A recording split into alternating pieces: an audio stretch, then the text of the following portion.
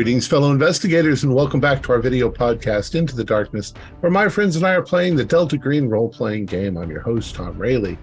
The scenario is Extremophilia. It was written by Shane Ivey, and it is part of a collection called A Night at the Opera. Our handler is Lex Hurley, and this is episode 2. Our recap will be given by Joseph Clay as his character, Agent Bagman.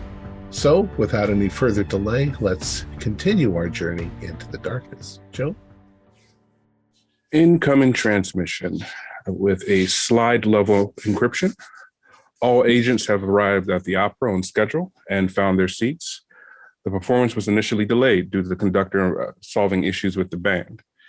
The performance began with notification of a death of a local sheriff's deputy, Fred Jacobs, under questionable circumstances. Agent Gadsden explained that the deputy passed away due to heavy metal poisoning. However, the amount of the deadly material in the system does not match the timeline given by the coroner and the other local authorities. Agents Throttle, Bagman, Joy, Highline, and Kios were given the directive to investigate the death and the surrounding area and to confirm if this is just simply an environmental accident or something that calls for the program's attention. The audience began the first act in a town called Helena with no concessions being offered, so we made our own accommodations. Wanting to get ahead of any potential tampering, we made our way to the sheriff's office to question local law enforcement. We spoke with 3 members of the sheriff's department, including Sheriff Potter, and while he was helpful, he did not seem open to the fact that the FBI and the EPA were sniffing around his town.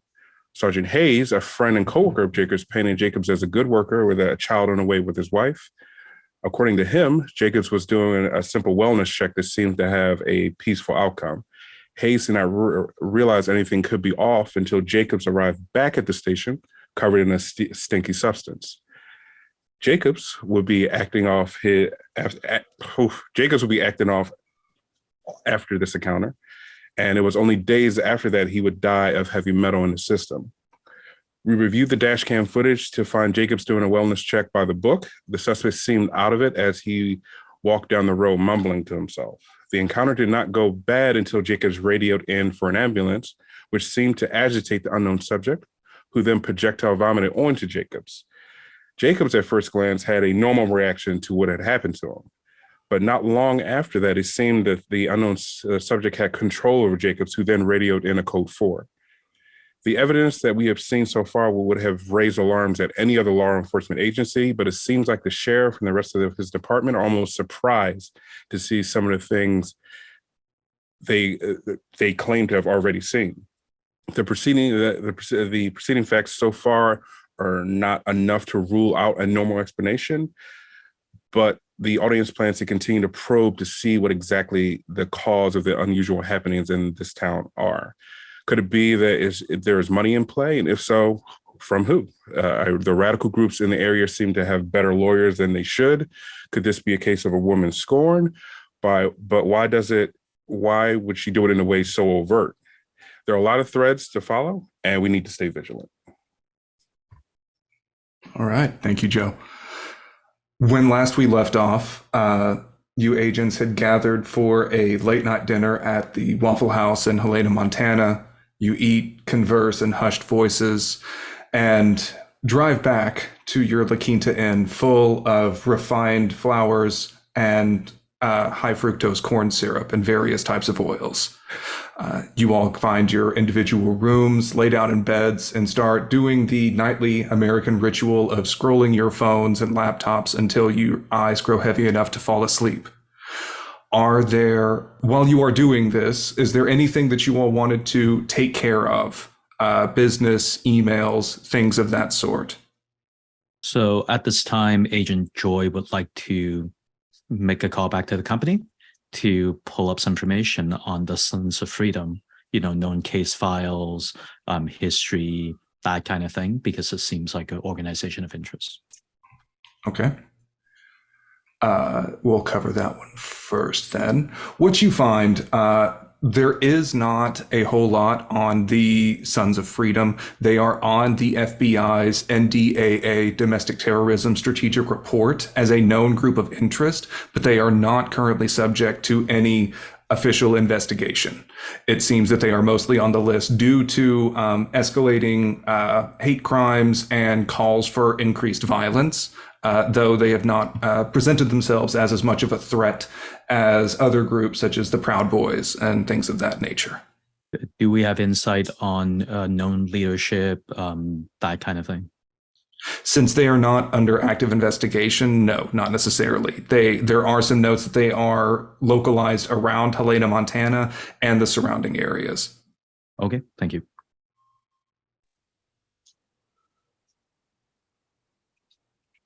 I'm going to do some research into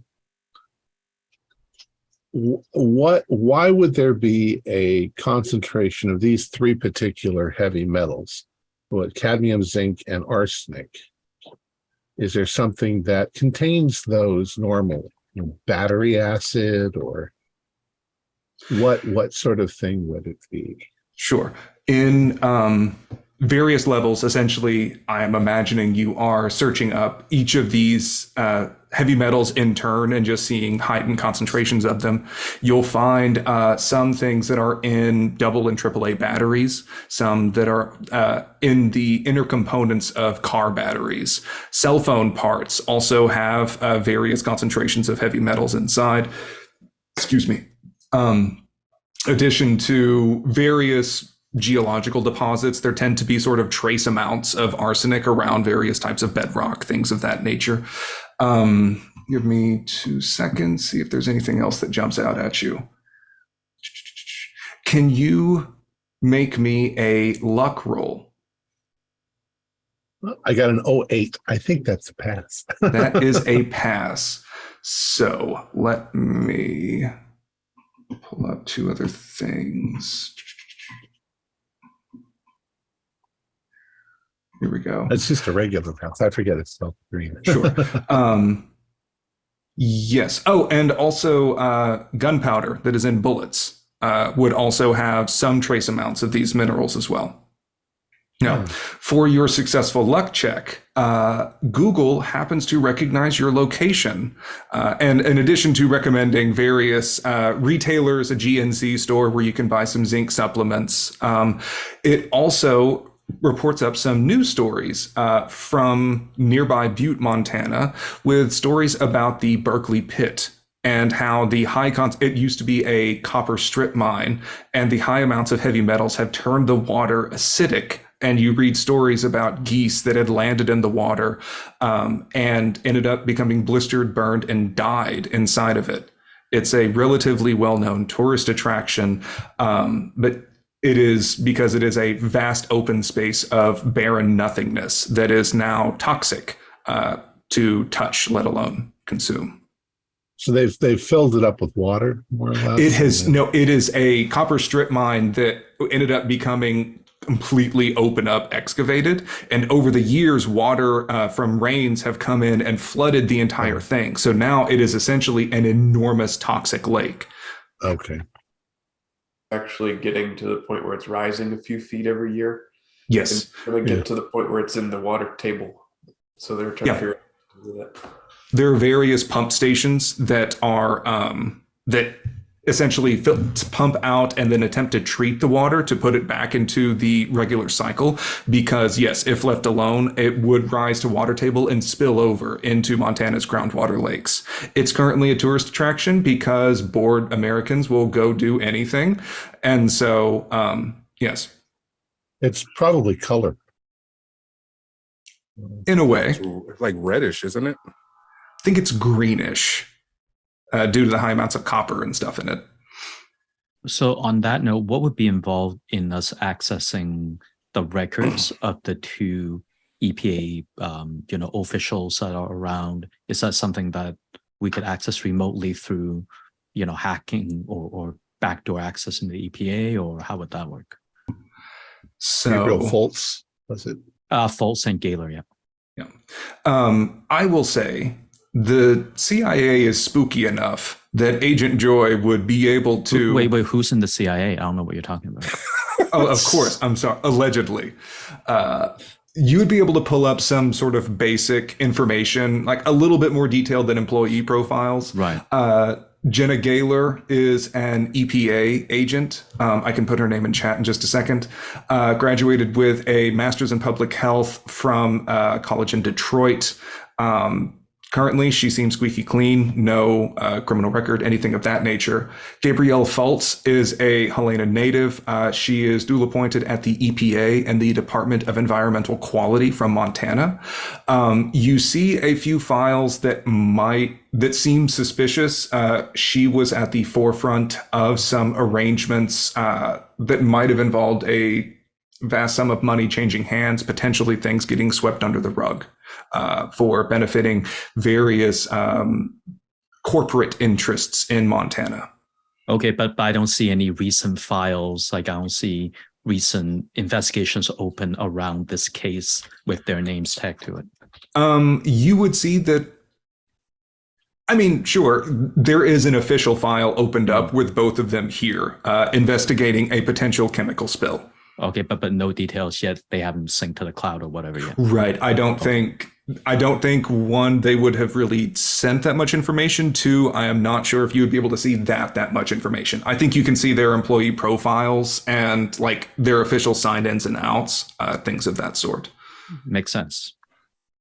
I wanted to do a little research into the money coming out of this town, mainly like the budget of Helena and also real estate records, like the buys and the sells in this area, who owns what, who's selling what. Is that something I could look into? I think you can certainly look into that, and it will be an enormous file that will essentially take some time to look through. I may be able to have some more details on that next session because I do not have anything currently here for that. Okay. I will also drop one thing in case, since it has been a couple of weeks since we returned to this, you were able to get a screenshot from the dash cam footage of the vomiting gentleman's face in grainy dash cam footage. If any from spookier federal backgrounds would want to submit it for a facial recognition check. Yeah, I totally forgot about that. Yeah, I figured you did. It's no worries. Yeah, also, we should probably check whatever town he was heading for, if there's a dead body in their morgue. Because if our guy died of heavy metal poisoning, that guy might have died of it too, just in the next town over. Yeah, so we would have to roll that look to scan that guy's face.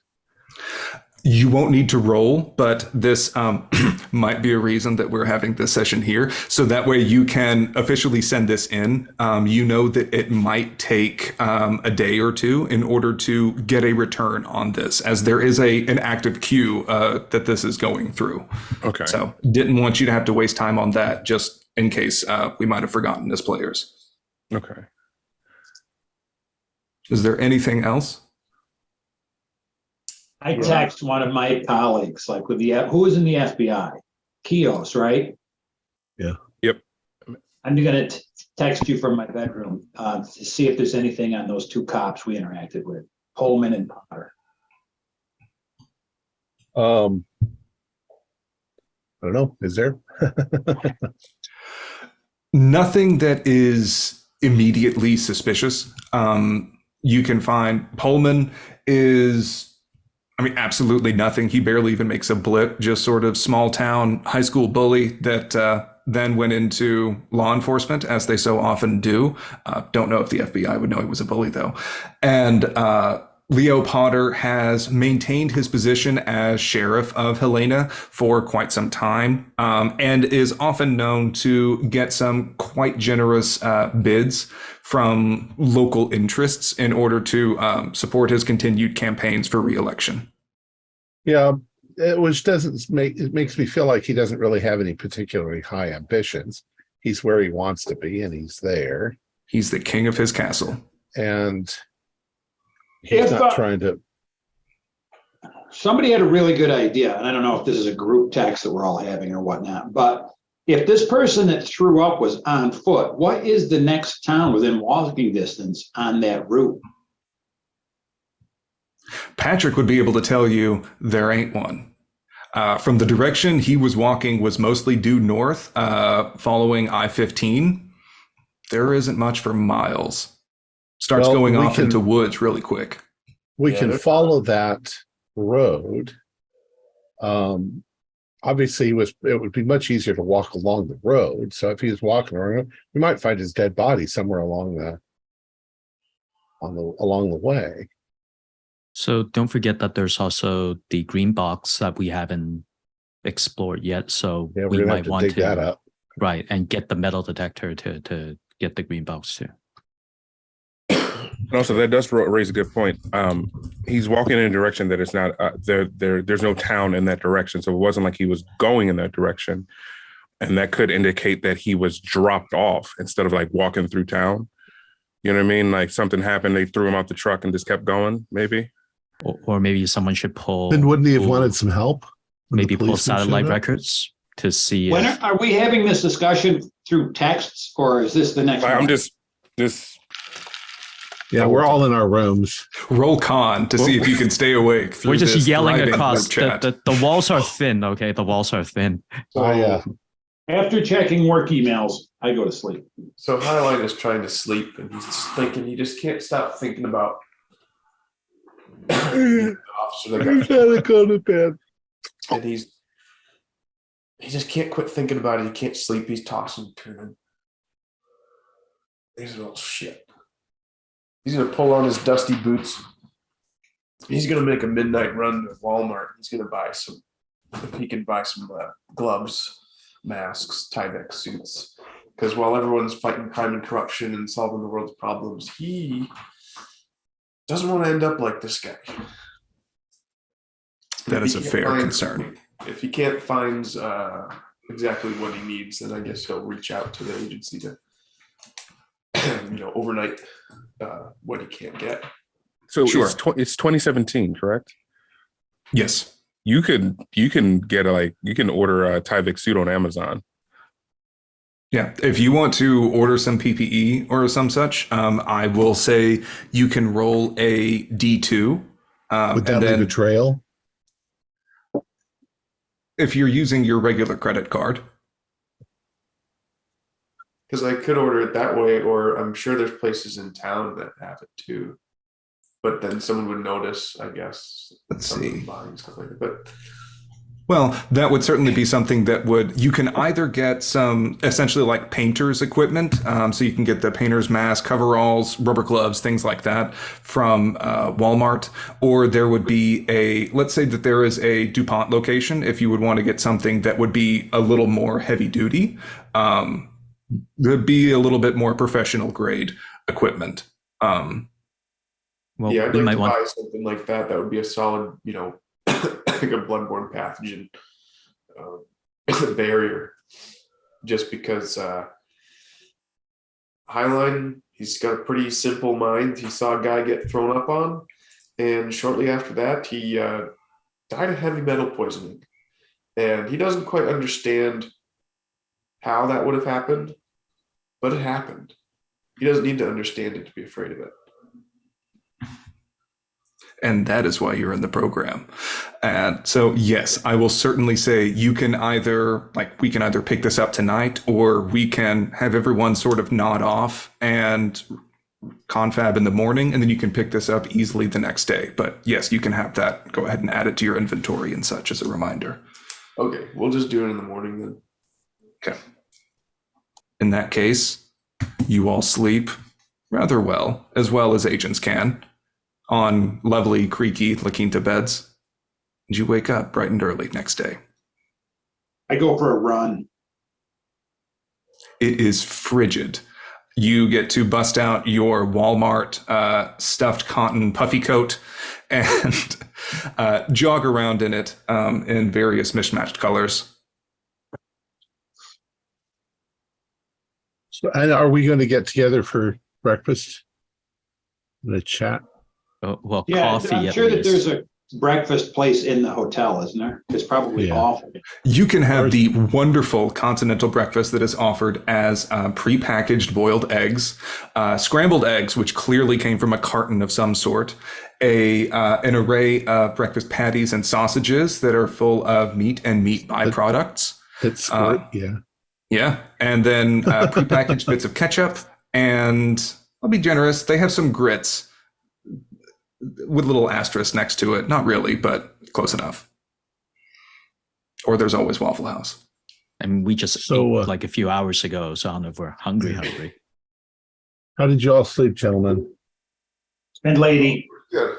Pretty good. And lady. I'm back with his plate, like a mountain comes back. So I keep trying to find a correlation between these chemicals that were heavy in his body. We know that some batteries contain that, but I started to think this morning when I woke up, I was wondering if what you'd find out in these rural parts. And I was thinking, I wonder if something like plant fertilizers or maybe insecticides might contain large amounts of arsenic and cadmium and zinc. I mean, you certainly might be able to find a big gallons of that sort of stuff out here. I mean, maybe. I mean, if not in the product itself, it might be a waste product of its production. So maybe we could try to find places that's a common, because you do have to report, what you're putting out. So maybe like who has that's the baseline for what certain places put out. Maybe we could try to narrow it down that way. The thing is to get that much in his system, I just find it hard to believe that you get that from skin contact. I propose that we head towards the obvious choices, which is 2 interviews with the wife and coroner. I mean, everything that we're doing right now is speculative. It's great, but it's speculative. Let's continue to gather data at this point. Has it been raining lately? It is not. It's been sort of overcast or slightly gray, cloudy days, but no rain so far in the forecast. But the night that happened was a rainy night. Yes, it was. I hope there's some residue. We might not find any residue at all. Because we did want to go to the original site. I'm with Angela though. Let's get this day going. Yeah, I mean, let's hit these obvious leads first. I definitely agree with her, and see when we can dig up. I can go speak to the wife. I'll go along with you to speak with Christina, I believe. Yeah, it makes sense for me to go talk to the coroner. We don't have to split up. We've got wheels. This is all close. I mean, we could all just go. Okay, so which one do we want to do first, if that's the case? Which one's the closest? I say we hit the coroner first. Do we know if Christina Jacob is working? If she has a job? Did we think to get any kind of a police report or anything on her? I didn't think of it. That's the wife. Not. Yes. Yeah. Most likely, she's not working right now because her husband died. So she's also pregnant for quite a bit too. So 7 months. 7 months. Wow. Let's go talk to her. Wait, we can call the coroner's office. I'll call the coroner's office on the way and see if we can set something up. And let's drive over to Christina's. We'll get there bright and early. Let's get there at 8 a.m. Well, you should call her. She's a woman in mourning. I think because I don't like to call ahead. I like the element of surprise when I interview somebody. Okay. So, and let me double check our dates real quick. Today is March 7th. You arrived on March 7th. Today is now March 8th. Not that this matters. Okay. So As you call the coroner's office, it rings a couple of times. Then a young female voice answers. Hello, Helena County Coroner's Office? Oh, hello. Is it Jeanette? Janet, yes. Hi. Janet, yes. Oh, hi, Who Janet. may I ask is calling? Oh, I'm actually just going to look for Dr. Halsey. Is he around? No, unfortunately. He called out sick a little while ago, and no. I haven't heard anything from him. He's still not in yet. I don't know. Oh, well, I was supposed to meet with him about something. I'm new in town. Where does he live again? I'm so sorry. Or can you give me his number at least? That might be good. Yes, sure. I will say he's not picking up. So, but yeah. Do you think he's his okay? Do you think we should go and visit him? I mean, that seems a little bit imposing. If you're not worried about losing your job, I suppose you could, but Okay. sure. But she'll give you his phone number and list his address. Oh, perfect. Well, thank you so much, Janet. I'll let you know if I get in touch with him, just so again, in case you're curious, things like that. Yeah, of course. Thanks. Oh, I'm sorry. What's your name again? I feel like I shouldn't have just given a coworker's name and address out to a random stranger. That's okay. My name is Gabriel. Okay, Gabriel. Thank you. Do you have a I'm out.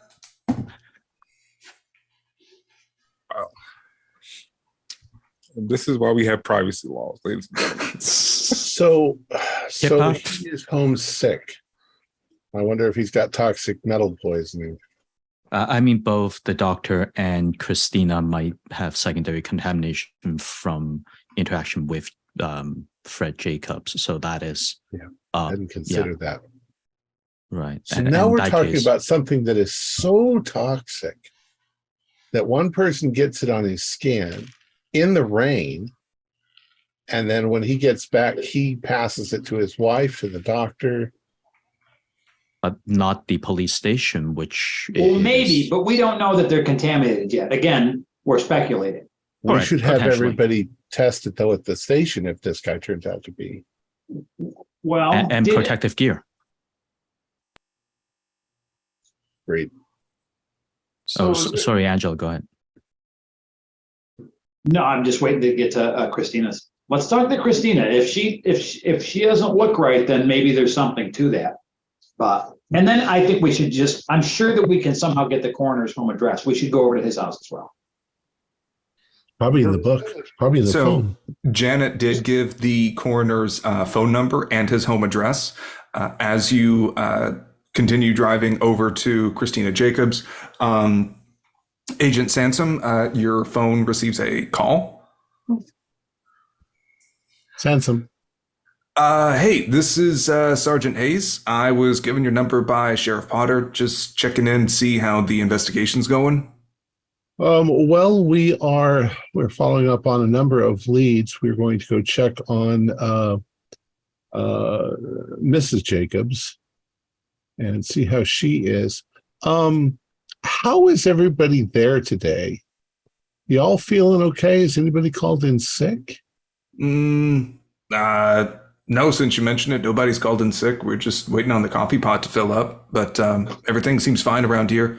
I don't remember if I mentioned it yesterday, but I typically I lead the investigations department around here. So Officer Potter wanted to sort of pair me with y'all to make sure that you had any additional resources that you might need, and you have the sheriff's office full cooperation, blah, blah, blah, things like that.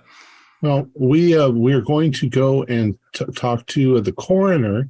But apparently he's sick home today.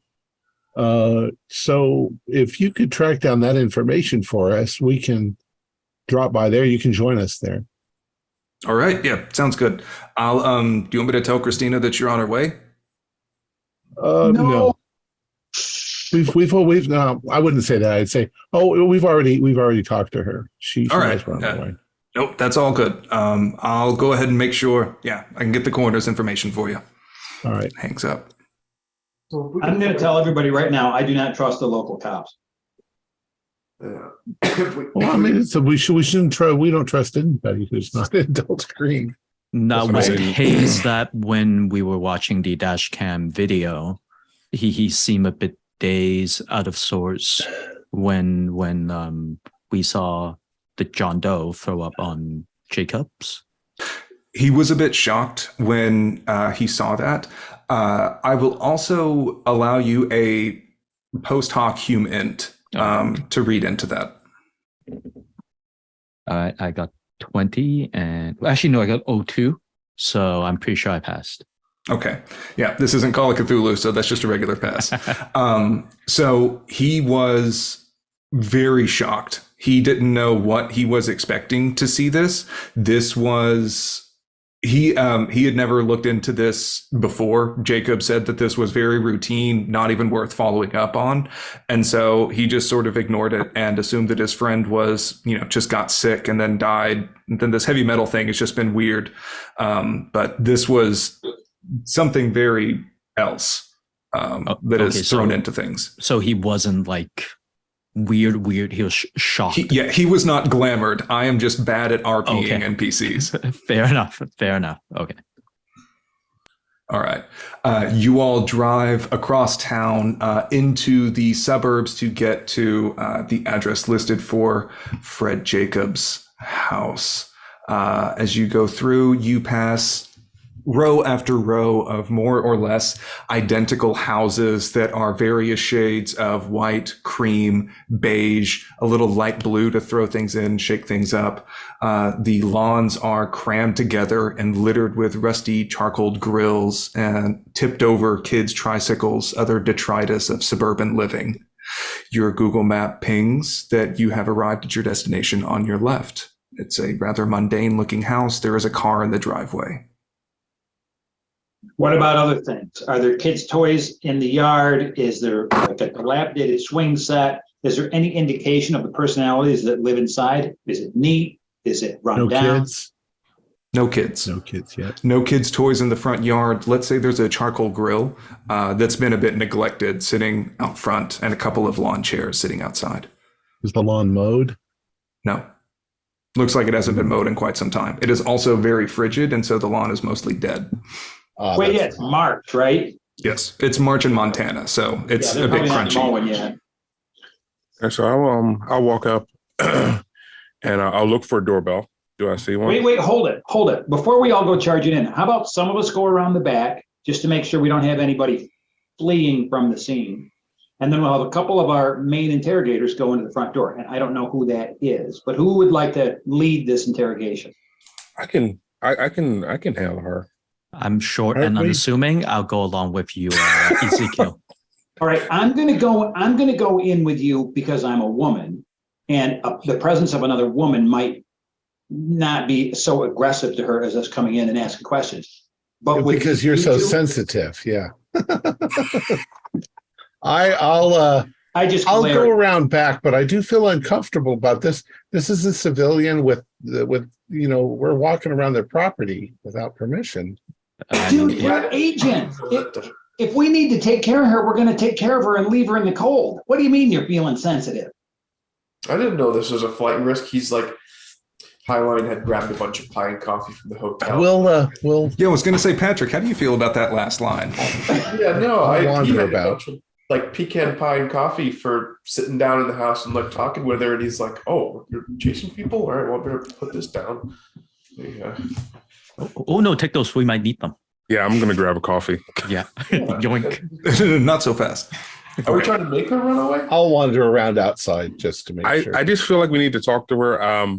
We do have cell phones. If I feel like, if me and Agent Joy feel like something's weird, we can like alert so you guys can start moving. But I just don't want to like surround the house like a raid, just like off the bat. I feel like that may, especially, some of these houses, I'm sure she can see us through the window, and some of us aren't small. No offense, Highline. And she's going to see us, and that's going to freak her out. Well, yeah, and the her three of you go in. Yeah, also she's 7 months pregnant. If she can't get far. It's going to waddle down the street. But also, she's a grieving widow. You guys are assuming all kinds of things. We don't know she's grieving. We don't even know if she's alive. Send You're some people assuming, around the back, sir. and let's go in the front door. I will look for. Is there a working doorbell? Yes. Or there is a doorbell. You can push it and see if it's working while you all have this hushed conversation argument out in front of a stranger's door in the suburbs. In plain view of everyone. Right. I will ring the doorbell and lightly knock 3 times. Okay. Or like firmly, not like knock down the door, but like. Sure. Concerned neighbor knock. Yeah. All right. And so Sanson, Kelly, you two can go around back if you want, or just sort of stay out of eyeshot and decide what you'll want to do. I'll wait until they go in, and then I'll just wander back there in case she tries to make a break for it. Okay. But I won't do that until after they've distracted her in the house. Okay. So the doorbell rings. You don't hear too much from inside. You do hear the dull echo.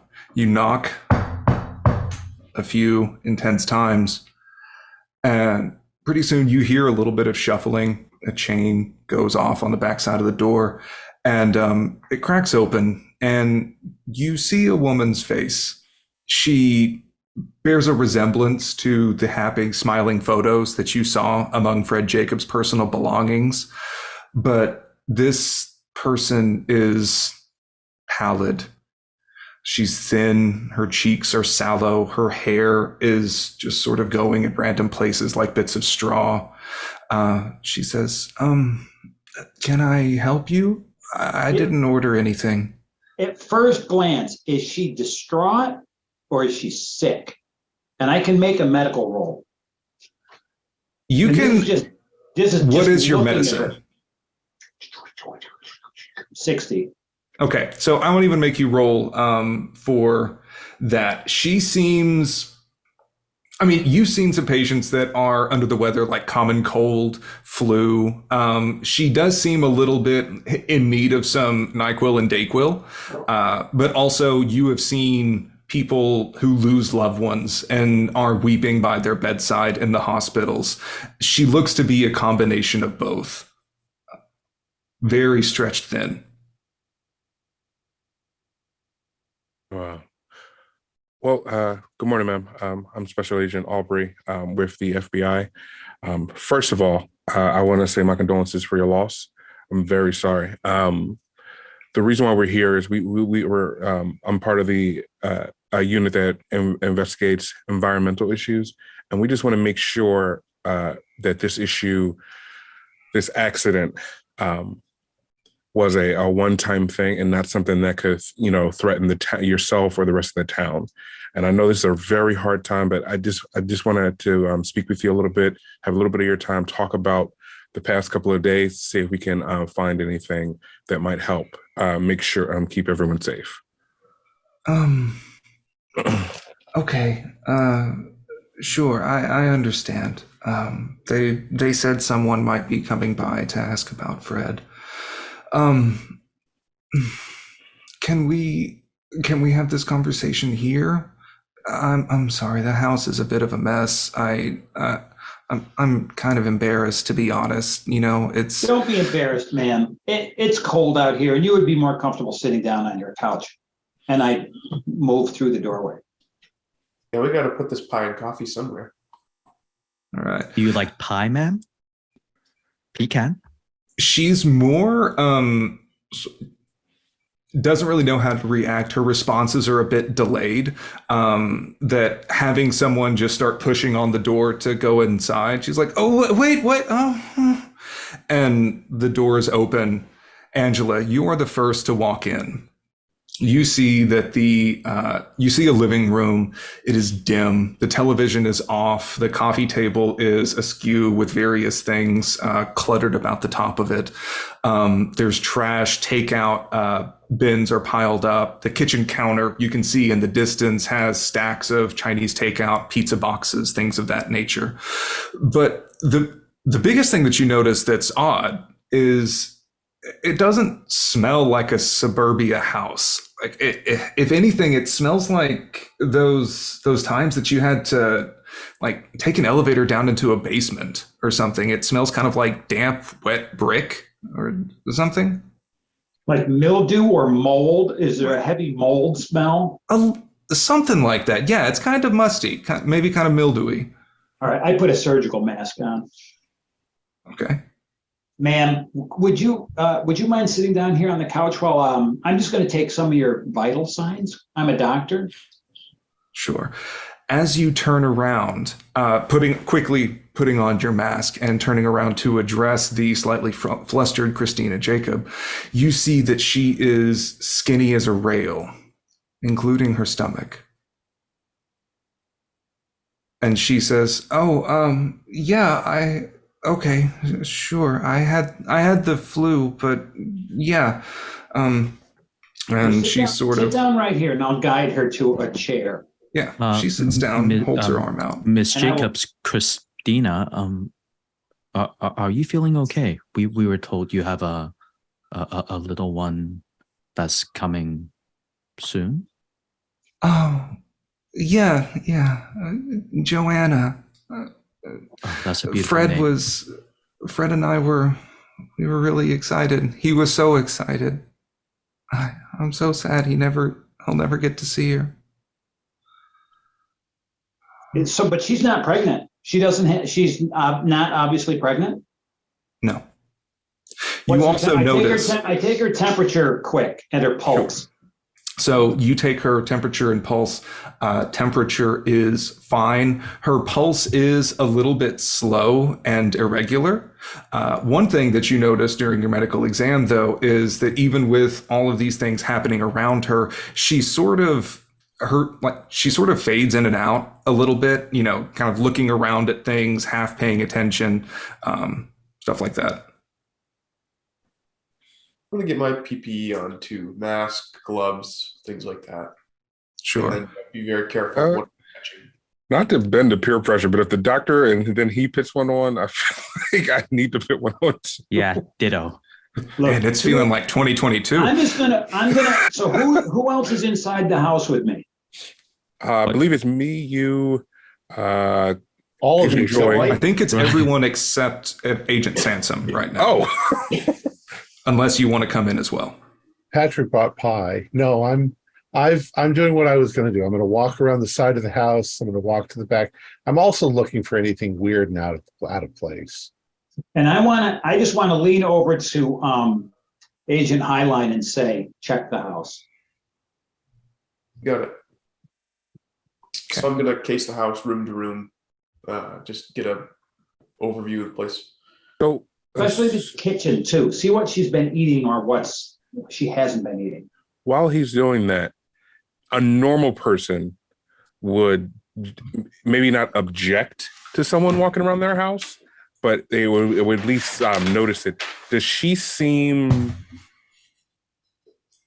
flustered equal to that intrusion? Does she even care? You know what I mean? Is she reacting properly to that? A bit. As people start scattering around the house, she is like, wait, no, don't, please. It's really, please don't. And asking you not to. She feels I interrupt her immediately with questions. As soon as she tries to talk to somebody else, I immediately interrupt with medical questions, and I ask her how long she's been pregnant. Okay. So as you are doing this, I will say that this is going to be more or less a sufficient distraction for a short while. She feels very almost like tired, languid, sort of easy to push over at this point. Like you are whenever you've been sick all night and then you wake up the next day and just don't want to deal with anything. But she's operating under the presumption that, FBI is coming in to investigate this stuff. FBI people must be extremely rude and pushy. At least that one guy brought pie. So Throttle, while you are doing this medical exam and sort of keeping her attention every time that she will occasionally say oh, please, no, don't. And then you'll ask her something and get her to follow your fingers, things like that. You do notice her attention fades in and out a bit, that she has a difficult time focusing as you move it across. Patrick. Does she answer my question? How long have you been pregnant? My last appointment was for 7 months. You conceived 7 months ago. So this is an observation question. She's not pregnant. There's Clearly not. Okay, so I asked her, what happened to the baby? Oh, Joanna. And we're going to get to that in a second. Patrick, while this conversation is taking place, you are looking about the kitchen. You can either roll me a search or alertness roll, whichever one is higher. Okay. And likewise, same thing for Agent Kios as well, just to see if anything is going on outside. We're going to go sort of around in a little loop. Oh, by the way, Lex, I'm sending some texts back and forth. Okay. Yeah. What am I rolling? Search or alertness, whichever is higher that you would want to. So I got it on alertness. Okay. So you look around the kitchen, you see some calendars and flyers for prenatal couples classes on the refrigerator. You see boxes for children's toys that are sort of stacked up around the trash can. The trash can is a little bit crammed full of stuff at the moment, hasn't been taken out in a while. There are various packages for, I believe I mentioned, there's lots of Chinese takeout, the styrofoam containers, some pizza boxes, things like that. Also some, the one thing that you notice though, is that the change drawer, there's a little cup where they would keep their spare change, and it only has pennies in it. It's a small thing. It's a little bit weird. Geez, those are the kind of coins I usually don't bother keeping it up. Now, Agent Sansom, you are outside walking around the property. Yeah, and I pass my search. Okay. Going in through a search roll, you see that there is an outdoor table and chairs, the little umbrella thing that is currently closed in the backyard. There is a back door. The windows and blinds are largely drawn. I will say you do not notice a smell outside. As you are going around casing anything, for your success, I will say you can confidently say there doesn't seem to be anything particularly odd or out of place outside. Bagman. Sorry. Before you go on, yes. Kyle, Agent Joy texted me and told me that she looked sick. I asked him if it seemed like she had been poisoned, and he says unknown, but he thinks that she's no longer pregnant. So I suggest see if there's evidence of a miscarriage. If she's toxically poisoned, she might have had a miscarriage. So that's what went on between the two of us. All right. So Agent Bagman, what are you doing in this time? Well, I guess so. The kitchen's being searched. Have we searched around this room here? Like, I kind of want to investigate that smell to see this origin. Sure. Can I kind of like walk around and go towards where it might seem a little heavier? Sure. And also, while you are at it, roll me a search or alertness. Okay. Smell hidden. So while all this is happening, I'm standing as far away from Christina as possible. That is a fail in case she throws for the alertness. Okay. Roll initiative. No.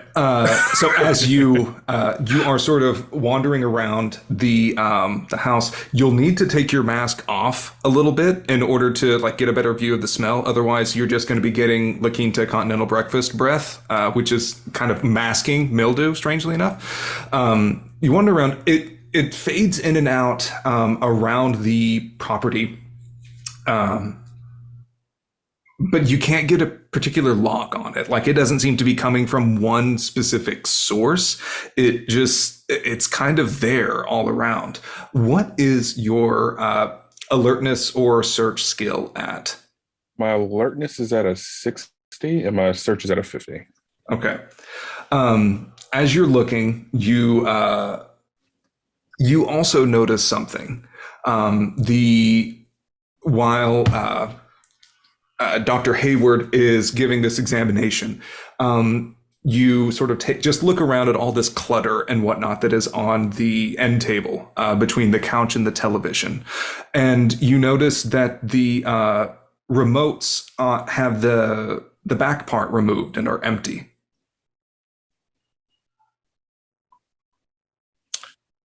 Okay. So, and that would mean that the batteries are gone. And we did establish like earlier in the episode that batteries have some heavy metals in them, right? Correct. Okay. And was I present, or did anyone message me about the pennies or the fact that or is that something that we all just kind of noticed in our head?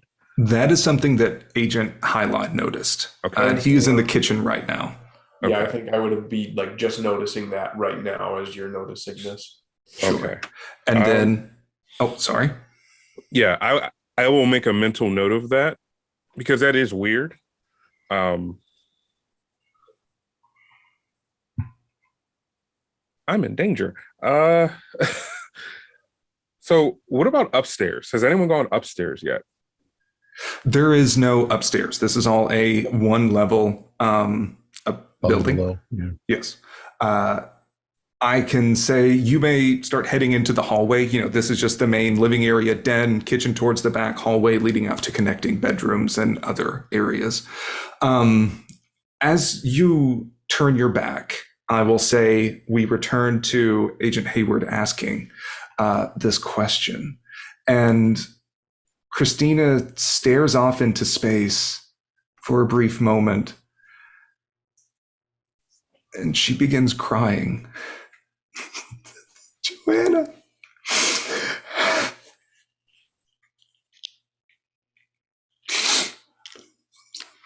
I'm sorry. I just saw my baby Joanna is shining in the stars. They're together forever. Who are together forever? Joanna. I'm sorry. I'm sorry. I haven't eaten yet today. I'm a little lightheaded. Did you miscarry? No. Then where is the child?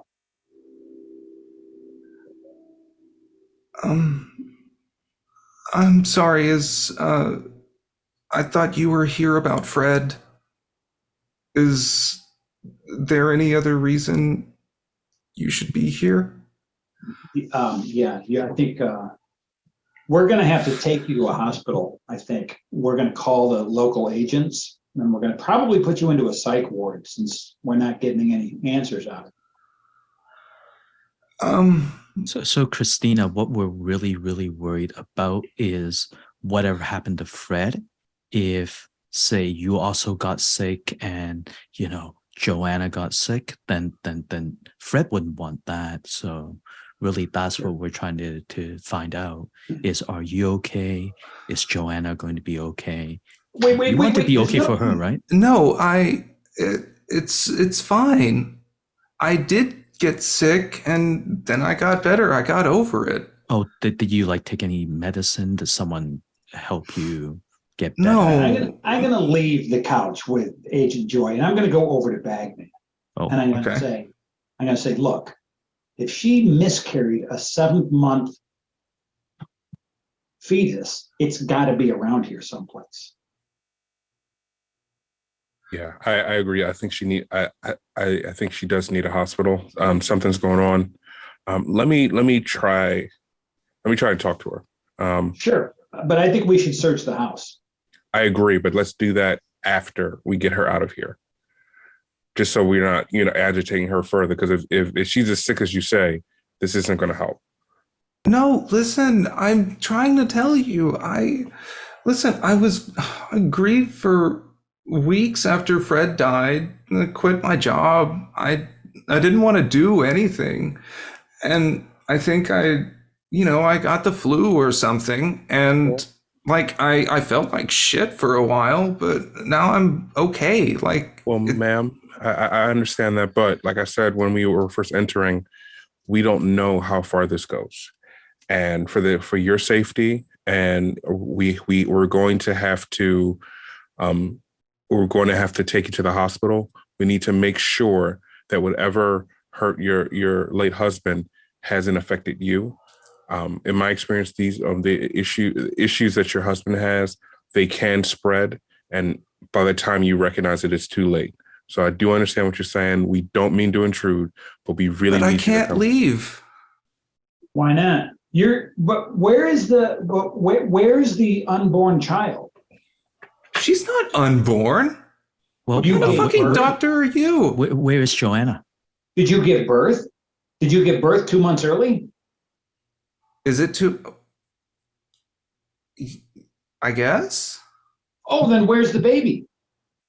I don't have to answer that.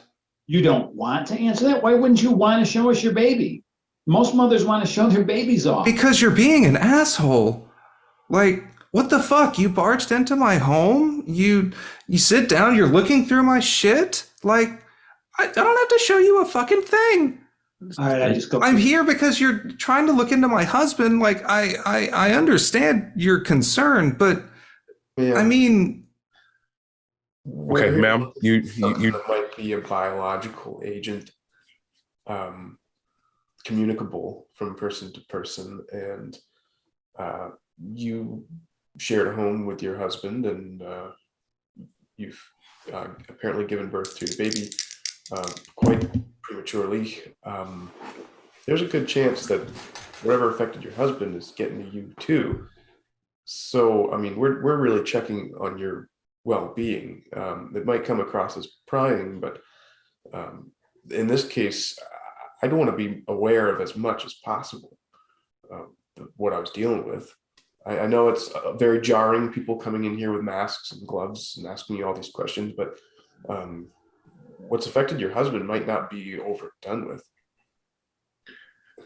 Yes, and unfortunately, the things that were the cause of the passing of your husband, they can affect you in ways that aren't exactly overt in the beginning. I don't know if you ever heard the term or read Alice in Wonderland with the Mad Hatter, or ever heard the term "mad as a hatter." It's because they dealt with certain chemicals that caused aggression. mercury. Like, I don't know if I don't have any thermometers around here. And You hear a sound, Bagman, since you are standing towards the hallway. You do hear a sound behind you. It's behind me. I was afraid of that. Yeah. I will turn around as safely as possible. So what am I seeing? You just see a hallway with 3 doors. 2 are closed. 1 on the right is ajar. Christina gets up and she just says, "Oh, listen, it's don't worry about it. Like, I'm fine. I'm fine. I'm sorry I was rude. This is still a lot. I think I'm still not over it. Yeah, sorry, just give me a minute." You mentioned you were hungry, Christina. Do you want some pie? And then I sort of gesture and try to lead her away to the pie. "Oh, no, I'm sorry. I gotta take this. She's hungry." Oh, okay. Joanna, right? Starts walking down the hallway. She sort of nods absentmindedly. I'll All just right. follow. I'm drawing my gun All right. behind her. Yeah. Yeah. So as Dr. Hayward sort of follows along in tow, Agent Joy pulls out his gun and holds it sort of behind and the your other leg. hand, I'm texting Sansom. Okay. Yeah. Roll for texting. Oh, Yeah. Then go ahead. Dexterity. So she opens the door at the end of the hallway. Inside, the smell is noticeably stronger as you follow along through the hallway into this door. There's a crib at the end of the room. with this sort of stirring rumple of blankets. You see the little spinning thing that I forget what it is called, and various kids' toys are layered around the room. And at this point, you can hear the slight sounds of a baby stirring that is just waking up. Christina opens the door and walks over to it. Does it sound like a baby? Sounds like a baby. She walks over to her, shushing, sort of scoops up this bundle of blankets and holds it over to her, and does that thing that moms do whenever it's like, oh, somebody's hungry, and holds this bundle with her back's turned to you. She just says, no, it's fine, really, like, don't worry about it. We're fine. I'm going to draw my gun. Her attention is elsewhere right now. I mean, I try to look over her shoulder. Do I see a baby? Yes, you do. So Please tell me you have a picture of this. I do. However, only one of you is going to get to see this right now. So give me just a second. Let me. There you are, Matt. I'm going to send you an image through Discord. As this. And we will let the audience see it. Yes, but I am keeping this from the other players. So this is the first thing that you see over her shoulder, and you see this suckling on her mother's breast. Whoa! You can roll SAN. Yeah. Okay, I passed my sanity check, and I mean, I naturally recoil. Okay, so that is just one SAN. What's that, did I lose? Yes, you lose one SAN because that is fucked up. Everybody else sees him do that except me. I'm still outside. Yeah. Did you call out or? What's going on in there? So that's all I need. I start backing away. That's all I need we all to hear. back up. Yeah. We all back up. I just pull these two out into the other room. Oh, like the baby and the mother? No, you two. Oh, no, we weren't So in I the can room talk with to you. you. No, we're outside. You're outside the house? No, we're in the living hallway. room and the hallway, yeah. All right, well, you're in the living room with me now. So Yeah, I think Angela's like backing up and sort of taking you with her. So I'm just like, how bad is it? It's bad. The baby's fucked up. All right. Medical term. Okay, wait a minute. I want some clarity on the mission here. Because you guys are the nicest FBI guys I have ever met. All right. So liquidate, or do we contain and bring back to the program? I don't have any idea what we do, but we don't have any answers yet, right? We The even baby's have. fucked up. It's definitely contaminated. We're going to have to analyze it or something. We're going to have to take the baby away from the girl, and we have to stop the woman, and we have to stop asking permission to do it. I mean, we're agents here. Okay. Let's just grow a pair and do what we're here to do. Okay. So I suggest we leave someone to surveil, hit up the green box, see what's available to use to contain whatever's happening here. And if anything happens, we dispose of them. I hate to do I think we it. also need to alert the program immediately, if what you're Correct. saying. All right, so Highline is going to put a I'll tell you what, Everybody in here. We're what just else gonna you wave- four can I'm gonna do. wave everybody in here. All right. Oh no, hold on. Yeah, I'll tell you what else you four can do. You can roll me a con ×5 roll. Ooh. Why? No reason, just for fun. Just for funsies. All right. I got 48 and my Just- con. Just so we're clear, we have to roll below the content Yes, 5. at or below. I'm fine. Well, I'm in the yard okay. doing Candy Oh, Crush. Oh, I'm, Passed. all right. I'm at con. So it's either pass or fail. Okay, meets it beats. So did all of Okay. you pass? Yeah, I passed. Well,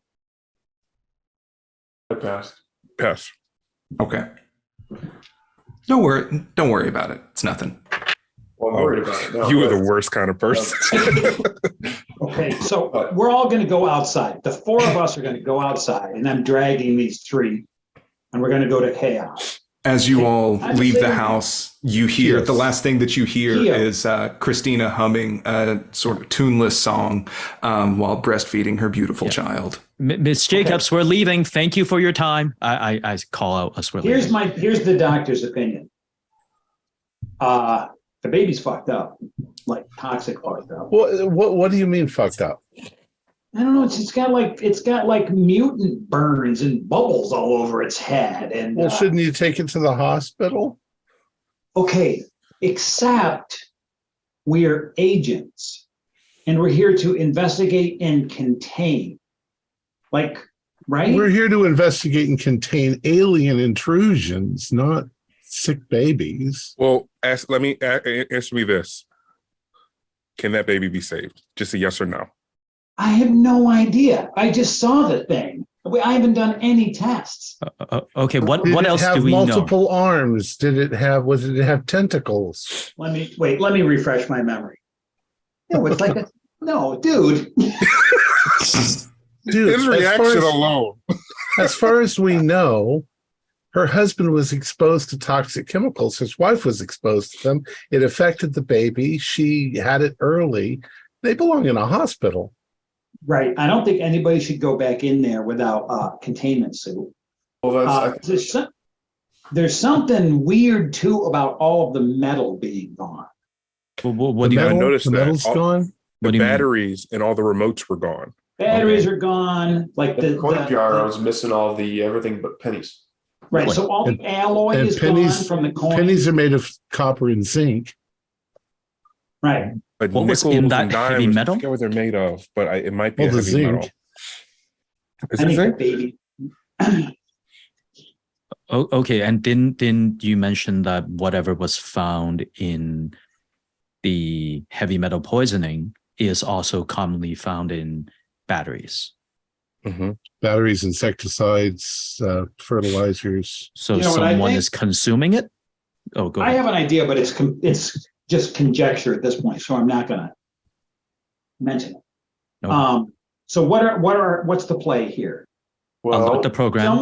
Someone suggested somebody to watch and then go get the green box, which is a day's mission, right? We don't even know where the goddamn thing is.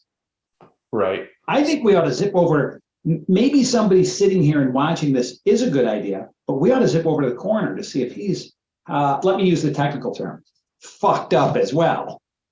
And on that note, interrupting your conversation, Agent Kios, what does your ringtone sound like? Is it?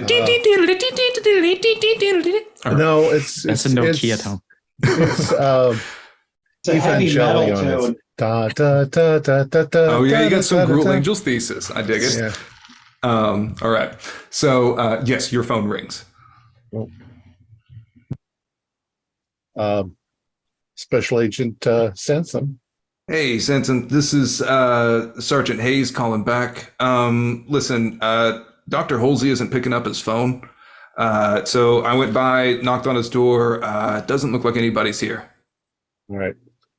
We are at Christine's, and How's she doing? not very well. Oh, it's been a while since I checked in. She said that she wanted some personal space. So, trying to respect boundaries. Does she need anything? But we're trying to assess that situation. We'll keep you apprised. All right. It's a weird way of phrasing it, but okay. Just I keep me watch a lot of posted. Star Trek. Yeah, Samson out.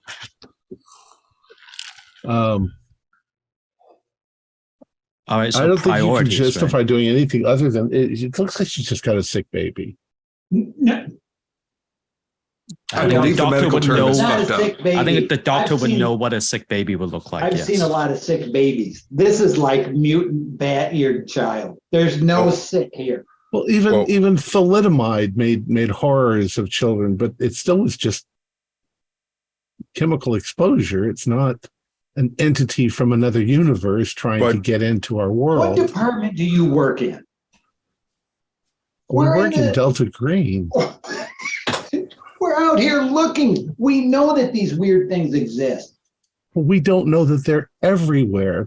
We're sent out here because they suspect that maybe there's something. Well, here's the There's thing. maybe 90% of the on. time, there's not. We have the I've ability never- to get her checked in somewhere, right? All right, I'm going to go inside and I'm going to take a picture of this damn baby with my phone so that you can see it. I don't think you should go in alone. How sensitive of you. We're not doing that. We're not doing that. Are you volunteering, Agent Joy? We're not doing that. Because I'm not going in there. No, we're not doing that. Let's go to the coroner's house. Let's go to the coroner's house. Here's my suggestion. Go to the coroner's house. Don't tell the cops we're going to the coroner's house. Break into the coroner's house and see what's going on. Well, I think you should call, if this baby's as ill as you say, shouldn't we call an ambulance? Shouldn't we call the police or the? So I'll phrase it this way. Let's say it is unnatural. Of course, we won't. Even if it's natural, if it is a case of poisoning that we don't know how to contain, the people we call would be contaminated. So at this point, I don't know, regardless of it's unnatural or otherwise, how we would best proceed. It might be safer for now to leave them. Why doesn't we have the to- doctor take a look at the baby and get some samples? Because everyone who's touched the person who's been contaminated has ended up messed up. We have to, we do have to remember our directive. We were not sent here to save Jacobs. We were sent here to research what happened, to make sure if it was just a normal environmental issue, and if it wasn't a normal environmental issue, destroy the evidence and contain the spread. If this is spread, we need to contain this. We can't just let it rock because she's singing a lullaby creepily in the window. I'm like looking. Yeah. If we call anybody, this becomes a much bigger circus, and we can't just call a pair of paramedics. Okay, Because so let's talk there is a about the other. contamination. Let's talk about the other direction then. It would be a simple matter to go in there, exterminate both of them, light the house on fire, and walk away. It would, Except but that we can everybody will always know do that we did it. We can always do that. Let's go to the coroners. Let's just put this on the back burner for a second and go to the coroner. So how is that preventing it from spreading as agent? Well, if we burn the house down, we can blame it on the Sons of Freedom. It's not like it wouldn't be the first house they burned. Well, we've been talking to the police. They know we're here. Wait. Before we pursue this conversation, I don't think we're really at this stage anyways, to burn the house. Right. And if we were, we would want to do all of it at once and then get out of town. So let's be practical, people. So to your point, why don't we do this? We'll leave one person, and I can volunteer to stay here and surveil in case anything happens, while the rest of the team goes and investigate the coroner to see if he's equally compromised. Assuming everything checks out, we'll need to, and I could send a file back to the program while this is happening. And then once we're sure about the disposition of the coroner and of this current victim, or whatever you want to call them, then we could look up the green box and see what tools are immediately available to us to contain the situation. Right. How about that? And I'll tell you what. I will go find the green box, Alone? and you guys can continue in your investigation. And to be perfectly honest with you, as an agent of Delta Green, you may all be compromised. I'm glad I stayed outside. Oh, agreed. We smelled something weird in Our there. mission here is to stop the spread and to contain things like this. also, if we realize something, if we come to the understanding that what's happening is unnatural, which I think we're at that point, we were directed to destroy the body to minimize exposure. So we can't leave. That body has to be destroyed. Jacob's body, we're not talking about the child, but his body needs to go. That's one of the reasons why we were sent here. But we need to Also, make sure how that, does Agent Highline feel sort of standing there with a cup of coffee in one hand, a slice of pie in a plastic container in the other? He feel about these conversations of burning down houses with mothers and children in them? Yeah, we're not doing that. We work for an agency that has an interest, and sometimes we have to do, what we have to do. But we're not evil. We don't burn down houses with families in them. No. Speak for yourself. We don't even know if that baby could just have a terrible deformity. I haven't even seen the thing.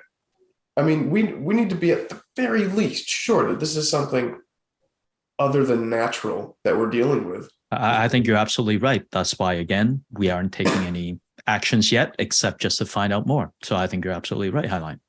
Sure, but I don't think that we should also leave the situation right now. I mean, I feel like we should get on top of this right now. I don't feel like we should go somewhere else. And do what? At the very least, we could. Oh fuck. The pie. That's the thing. What do? If we call anybody and if we bring in professional help, we're potentially contaminating them. If we go back in there, we're risking contamination again. If we take her anywhere, we're risking contamination. That place smelled funky. Did you all notice that? Well, to add to what you just said, Angela, you are the doctor, and we are all expendable. That is correct. Oh. So why don't we go in there and you can do some testing, can't you? Figure out what's going on. All I could do, here's the only thing that I could do. I can't do any testing. Does it look like I have a chemistry set on me? I would hope that you would have brought one with you. The only thing I could do is draw blood samples. Wait, I don't even have that. I can't draw blood. I don't have that with me. So perhaps at the coroner's home and maybe even their office, you'll find supplies. I could go get things and come back and take samples. I'm sure that I could do that. I think right now this situation is contained. Or at least isolated. Decides to go to the mall. I think if she decides to leave, that's why we're leaving someone. Her. Yeah, I'll sabotage the car. Of course, don't worry about it, Highline. So Joy stays here. Yep. I'm going to the green box. Sure. Doc, you're going to go back and get your equipment and come back here. No, we're going to the corners. Corners, no, yeah. Well, Lex. Lex. I was including Lex in this. Agent Aubrey Agent Bagman can check on the coroner. My guess is he's probably dead. I think the three of us here in my Zoom role, the three of us, Highline, Bagman, and moi, should go to the coroner's office. We can swing around afterwards. Oh, the coroner's office is going to have stuff where I can probably get things to draw blood. Coroner's house. So they might not have. Yeah, but I'm sure he's got stuff. No, coroner's house. He might have some stuff there. Correct. I will say, as a physician, the coroner's office would have an examination and lab. It's not that common that you would take special equipment like that home with you. Like you might be able to find a stethoscope and the little reflex tester, but not complex gear. That would likely be at the lab or some such. But we'll have access to the lab. We can get that. Yes. Now, Agent Kios, I will also give you an idea roll. Oh, okay. Because I was going to say, you don't quite understand that I don't want to get in a car with you guys now. We've only got one car. Yeah, I'll call a cab. Yeah. I imagine you're all just huddled together, sort of having this hushed conversation, warming your hands. I failed. Okay. Damn. Hey, don't forget the metal detector when you get the green box. You'll need to Walmart the metal detector. I thought, no, y'all already bought one at Walmart. You made a little shopping trip because Angela had to buy clothes that were suitable for the weather because she packed light. You bought you bought painter stuff and metal detector and various rifles because Montana is the Wild West. Right. I will drive. Then I'll drive you guys back. Wait, no, you're not. We're taking the car. This is my truck. We're all taking the car. There's only one car. How are you going to go get the green box? Because I'm going to take you back to the place, and then I'll go from there. How big is this town? I'll just rent a car.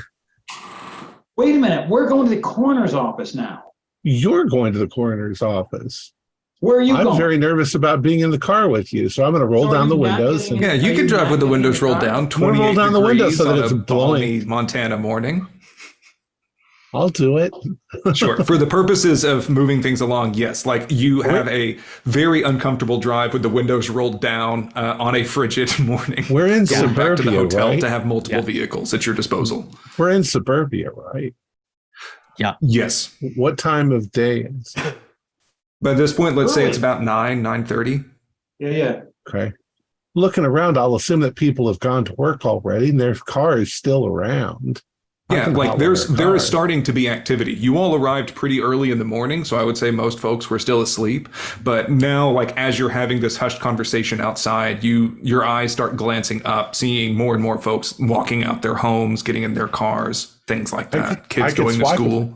I could swipe a car and then drive it out there and look around and leave it somewhere. That's inconspicuous. It's completely inconspicuous because by the time I've done it, they won't even have noticed that the car was missing until they get home this afternoon from work. Sure. You do that. The three of us are going to the coroner's office. And I'll stand out here semi-freezing in the cold doing surveillance. Try to look inconspicuous. It's okay. I'm short enough. I'm fine. Well, we'll call it making my way. Okay, so are you going to try and steal and hotwire a car? Let's see. What skill? This is a fairly small town, isn't it? But it's still miles. I mean, 300,000. Like that's not so. Not nothing. You had to drive across town, like through various neighborhoods, industrial districts to get to this part of the suburbs. 30,000, sorry. I'm frustrated with them all, so I'm just going to tell them that's what I'm going to do. I'm going to get far enough away, and then I'm going to call an Uber. I was going to say, it's also 2017. You can't just get an Uber to the hotel. Yeah. Okay.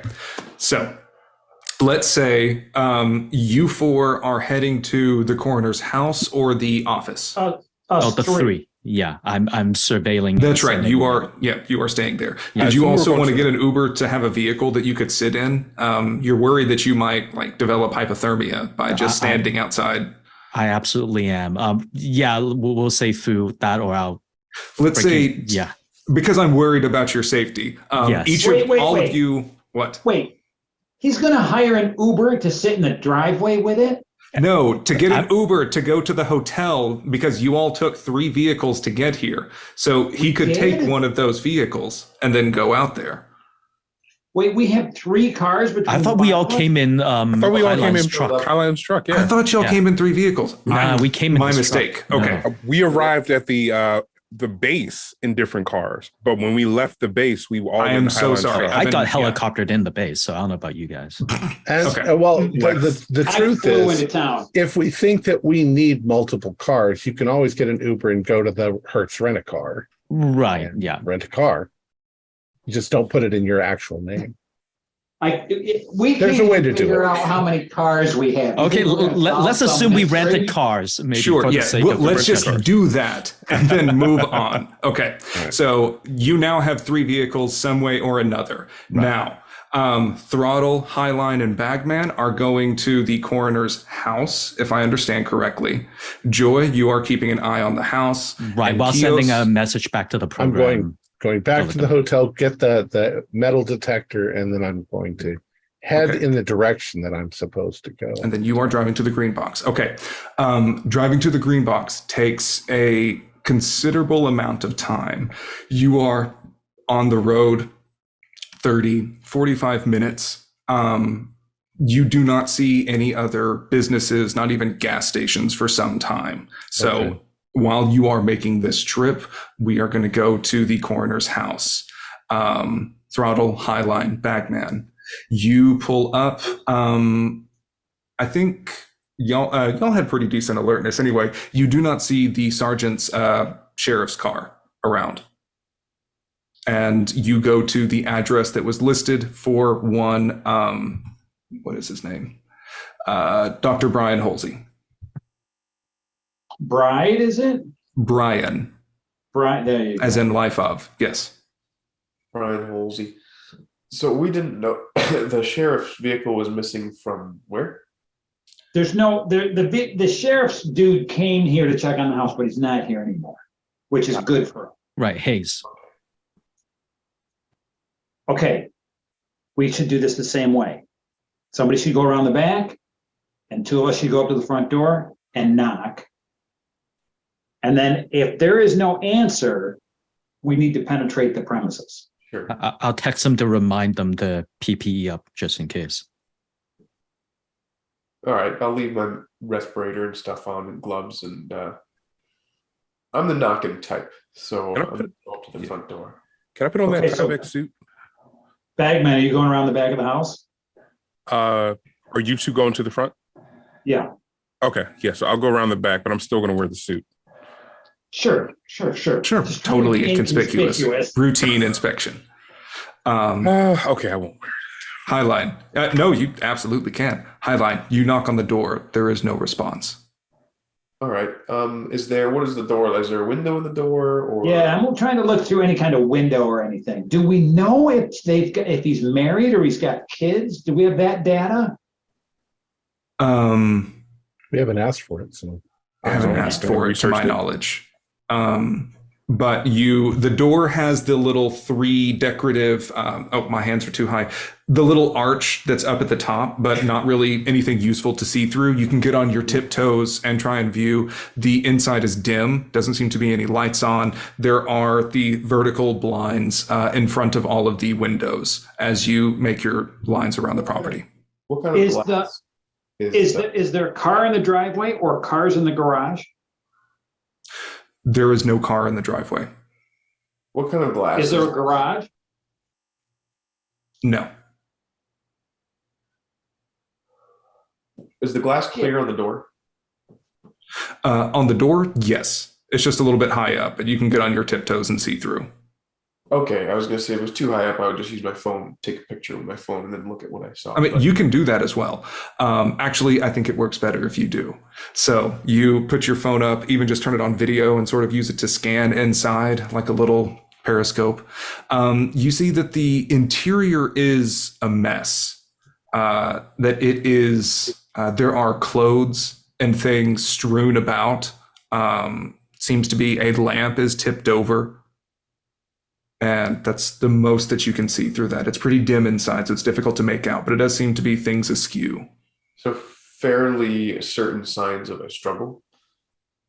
or something. We All got to right, get in there. look at this. I'm showing him the pictures that I'm taking. Like everything's all fucked up in there. It's just knocked over. There was something going on in there. I get on my phone. Bagman, is the back door locked? There's signs of disarray inside. Is the front door locked? Can I walk towards the back door, searching the area for any weird signs as I'm going up? Do I notice anything out of the norm for, I guess, a backyard in Montana? No, you don't notice anything very much out of the ordinary. The back door is one. This is sort of part of a condo complex, so it has those blinds that you pull down that are sort of inside the back door window itself. Mm-hmm. You don't notice anything askew. You try the handle and it is locked. So I'll text However, back. you take a look around. You don't see anyone out and about in the neighborhood at this point. It's around maybe, let's say, close to 10. We Do I didn't- see any like spare keys under a rock or anything like that? Give me a luck roll. Ooh, that's a fail. Yeah. You pick up various rocks all around, and yes, they are indeed just rocks. Okay. All right. So yeah, I'll text back that it's locked, and I'm not seeing any keys or anything like that. Is I'm gonna there try a the front lock picking skill in this game? Well, we need to see. Is the front door locked? Yes. Okay. Are the windows? The windows all locked? Give me a luck roll.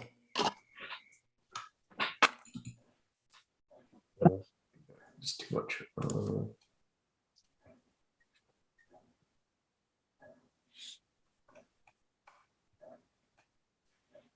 I'm gonna put these dice away. I'm looking. Patrick, what'd you roll?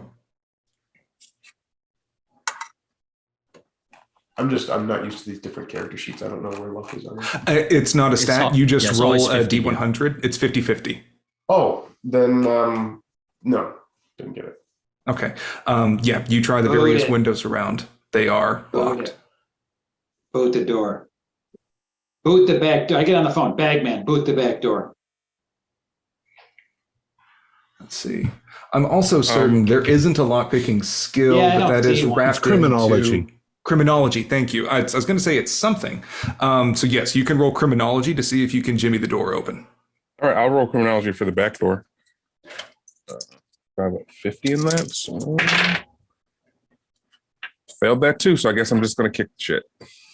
Okay. So you first you try to open the door through your normal FBI training. This doesn't work, and so you try to open it using the School of Hard Knocks method and just go fuck. And it opens up easy enough. This is like it cracks the quarter round that was on the other side of it. Not a very sturdy door. Okay. So I check. I step in. I check my corners as I'm going in. Fatal funnel, everything like that. Am I seeing anything weird? You don't see anything weird, but you smell it. I step back immediately. Yeah, and I'll text that smell is in here. It's worse though. It's really acrid and like acidic almost. Are you texting everyone in the group or just the two of them? I don't think he would. He would are have you waited. texting me or are you calling me? I'm texting. I don't think he would have waited to make sure. Oh, let me just pull these guys in the group. Like I would just use the group text we already had. So I guess that would have been sent to everybody. Okay. Okay. Okay. So Highline, you're the only one with a Tyvek suit, and you're the only one with a respirator. So we're going around back, and you're going in. So I have a suit. Do you have one too, Bagman? Yeah. You've got a respirator? I didn't get a respirator. Who's got a respirator? Highline. All right, Highline, you're going in. Let's all of us go around to the back of the house. All right, Highline, you're going in, and you're going in. Don't spend a lot of time, but you're looking for a body. All right. I'm looking for a body. I can do that. Okay. And just keep your phone open. Just call me right now and keep your phone open the whole time. All right. You're at the back door. He's like, just yell my concern now, and I guess this is thoughts of an FBI agent. We established that heavy metals are being taken out of household objects, and we're walking in with a household object that we established has heavy metal in it, and he's using it. What are you talking about? Basically, Highline's going in there with a sub sandwich, if they want like the heavy metal, you know what I mean? His phone? Yeah. He's hors d'oeuvres. Yeah, well, he's also going in with a motherfucking handgun, so I think he'll be all right. Yeah, I'm sound reasoning. I was just making a point.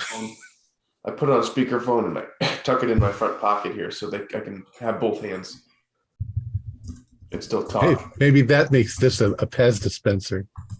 Yeah. Yeah, lead poisoning doesn't work on them. So Highline, as you walk in, keeping this respirator on, your mouth is you have sweat starting to bead around while the outside of your face is getting sort of whipped around in this frigid cold. You're breathing in this stale breath from the respirator. But even then, as you enter in this house, you notice that it takes on a distinctly more sour quality. It smells like, God, if you threw up on yourself after a hangover and slept with it on your face overnight. It's mixing with the sweat around your nose. It is remarkably unpleasant. As you look around this house, you see that the kitchen is a bit askew. The smell seems to be strongest around the trash can. As I go. So I'm saying, all right, I've just come in through the back door. Boy, it smells ripe in here, folks. All right, I'm making my way towards the kitchen. And so kind of... Clear the rooms first before you do any minute searching. Clear the house. All right. So I'll take a note of that, but I want to make sure that there's not a threat somewhere in the house. So sure. You go through the house. Hit the pin of that and then go through all the rooms. As you walk through the house, you see a piano that is in the corner by the living room, what looks to be some sort of jazz poster of a cat walking down keys. But then more noticeably, underneath it, the lamp is tipped over on its side. There's a jacket that is laid down on the floor. As you follow along, there's a trail of clothes left around. There's a tie that was thrown off over the couch. Pants are down in the floor on the hallway. The bedroom door is left slightly open, and you can see other things are sort of askew in there as well. Okay. You don't see any pictures or things along the walls. It seems to be just more sort of slightly Art Deco decor. All right. There's a bunch of clothing in here strewn about the floor. Am I correct in assuming that it's kind of leading toward the bedroom? Yes, seems to be making a trail towards the bedroom. So someone either came into or out of the bedroom as they were stripping off their clothes. Like there's a trail of discarded clothes. Yes, on the floor. So Okay, Roger, copy. I'm gonna check on the bedroom. I'm a little bit concerned of what I might find in there, but I gotta know. You open the door slowly as it creaks just a little bit more than you're comfortable with.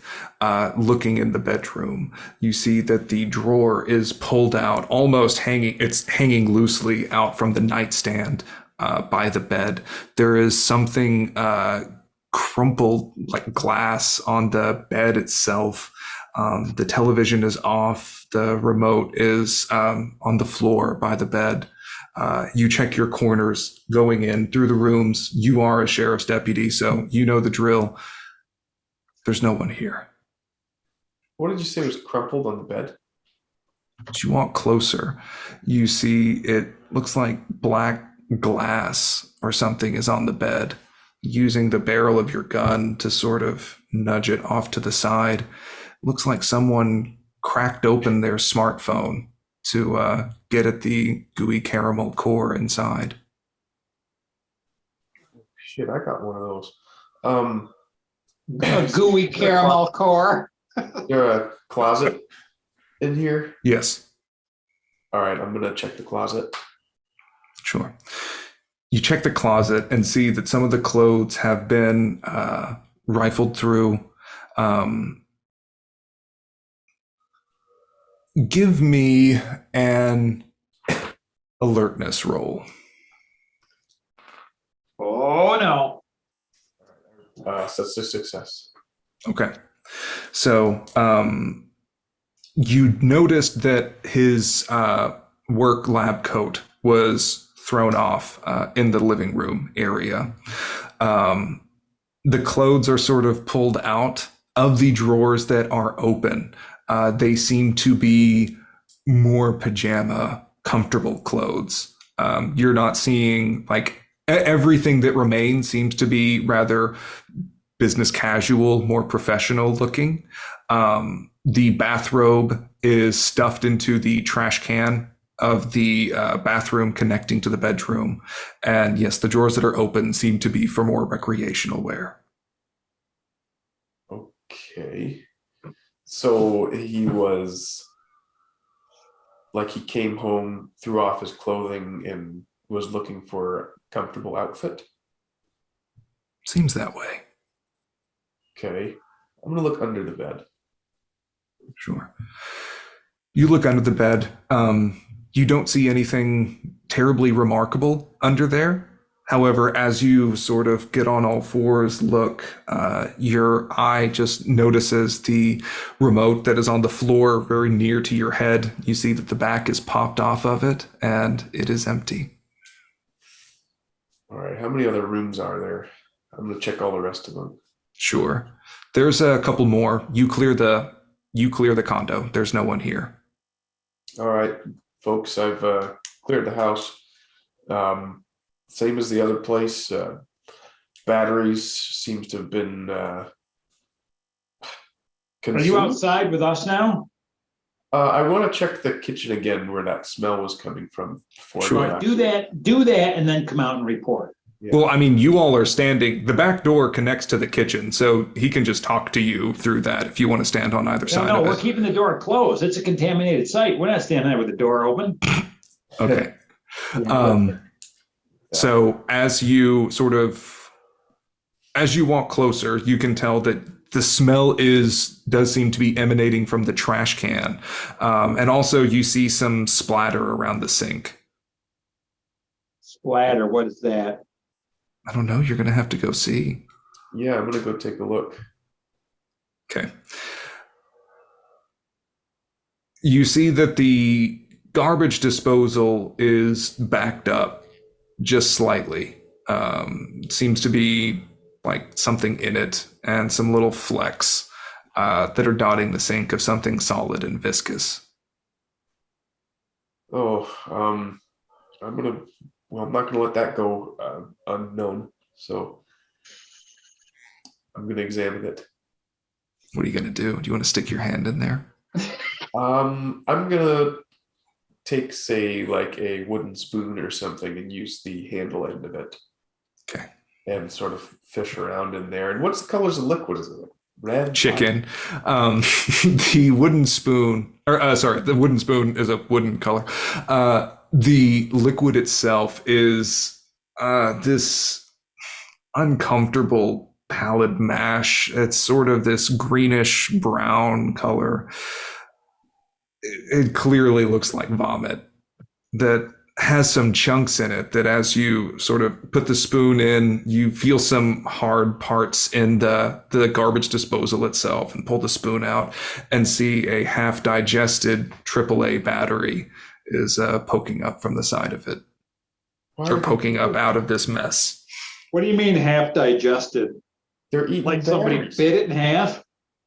It's like sort of eroded. Well, someone threw up into the sink, and there's batteries in it. Like they were eating batteries. I knew it. I knew that baby looked like a battery eating baby to me. And so that's where the smell was. That where the smell was coming from? All right, you better get out of there. That's where some of the smell was coming from. Do you want to look in the trash can? Yes, he does. Yeah. I'm gonna look in the trash. I'm in here. All right. As your colleagues, asterisk there, is egging you on to look in the trash can, we're going to swap over to Agent Joy. You are huddled up outside of Christina Jacobs' home, and you notice a familiar face driving down the neighborhood. You see Sergeant Hayes's police cruiser driving through, sort of stops nearby Christina Jacobs' home. All right. But when that happens, I get on my phone and I call him. I call Hayes. I would imagine I have his number when we exchanged information. Sure. Yeah. You see the head in the car sort of rock from side to side a bit. Pulls up the phone. Yes, this is Sergeant Hayes. Hey, Hayes. This is Kyle from, I'm with the FBI team. Hey, how are you, man? Oh, you're one of the FBI guys. Yeah. That explains that you had my number. Just doing all right, checking up on some things. Said you guys were going to check on Christina for a bit, so thought I would pop in and say hi. Yeah. Hey, quick question for you. You mentioned that you were, checking on the, Dr. Halsey and whatnot. Did you, get in touch with him at all? Things like that? No, it was the weirdest thing. Usually he's really prompt. His phone just went straight to voicemail, so it must have been dead.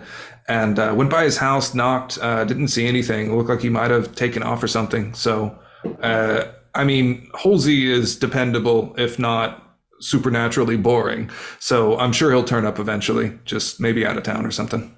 Okay. So, hey, a question for you. He has a office like the coroner's office. Who else works there? Do you know? That would be Janet. God, what is her last name? I think Reese. Okay. Yeah. No, I'm only asking because again, we might want to get access to Fred to check on him. So it might be good if you went with us. We're about to go there pretty soon. to the office. That way they know that we're working with the local police and things like that. So would you mind like meeting us there like as soon as possible? Oh, okay. So y'all are headed over to the coroner's office? Yeah, like I'm heading over there right now. So if you can meet us there right now, that'll be really, really good. I know it's last minute, but yeah, bureaucracy, you know how it is.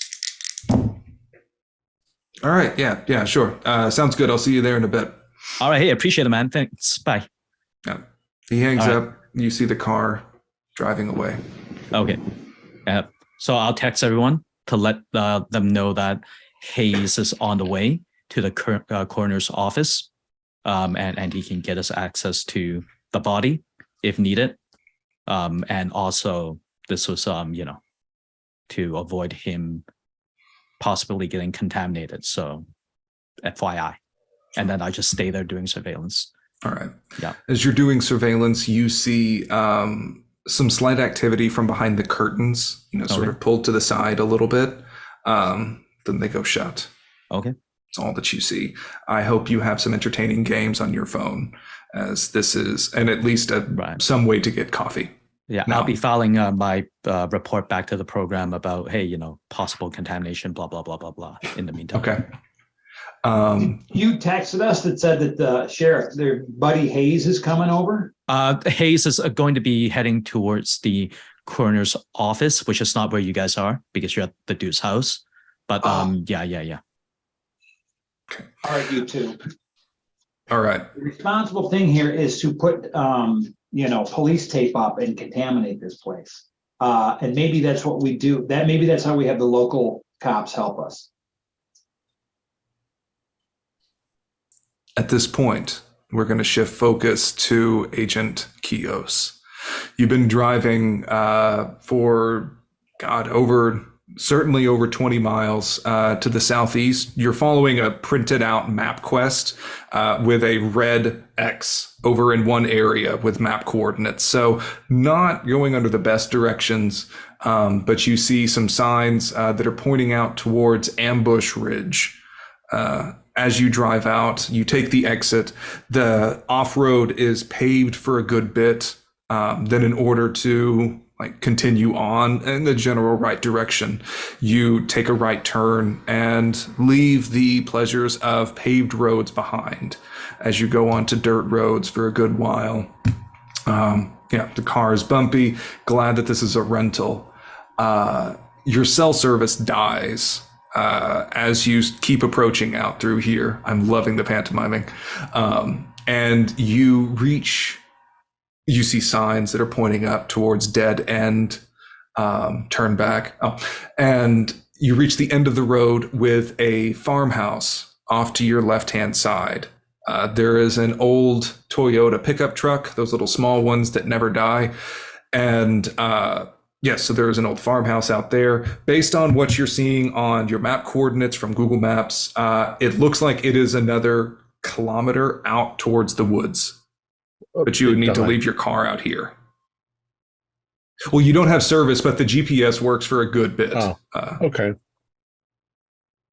All right. So I'm wondering if people in the farm are friendlies that are just keeping an eye out of things out here. Anyway, how far do I think it is from where I am? Doing a little bit of eyeball math, it looks like maybe about a kilometer. Okay. And but the road doesn't continue? No. It just fades off. There's a little bit of a field area, and then it's a tree line. All right. I'll try to park it in an inconspicuous spot. And Sure. then I will, I'll get out. I'll get the metal detector. I've probably dressed down a little bit. So I just look like some dude with a metal detector going sort of treasure. Just doing guy stuff, Just doing guy stuff. Looking for old Civil War coins and stuff. That's it, yeah. So, your boots crunch under the dry ground and dead grass as you walk out past the dirt road. You hit the tree line. Your footsteps become muffled, quiet among the rotting detritus of the forest floor. You walk out, your only company being your own footsteps, the fog in front of your breath, and then the of the metal detector as you wave it. It finally spikes at some point, just as you keep heading about due like that same direction-ish. And it seems like you may have found it. You brush the detritus off of the top. You see a heavily rusted storm shelter door that has been buried in all of these leaves and stuff with a padlock on it. I will brush the stuff off of it. I will look around for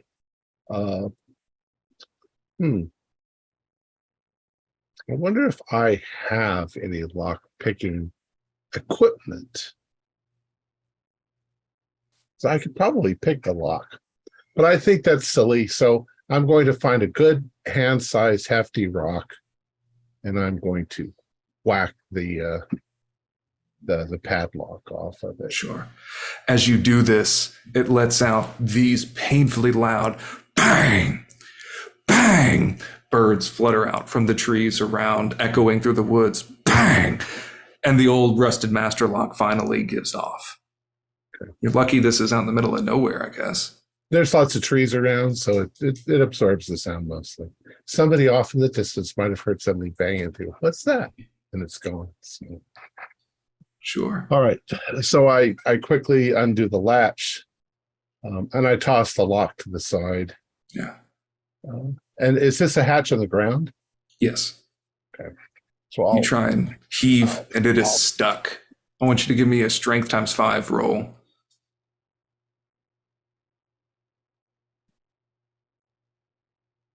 It's 13 times 5? Yes. It's 13. So that's 65%. I got a 29. Nice.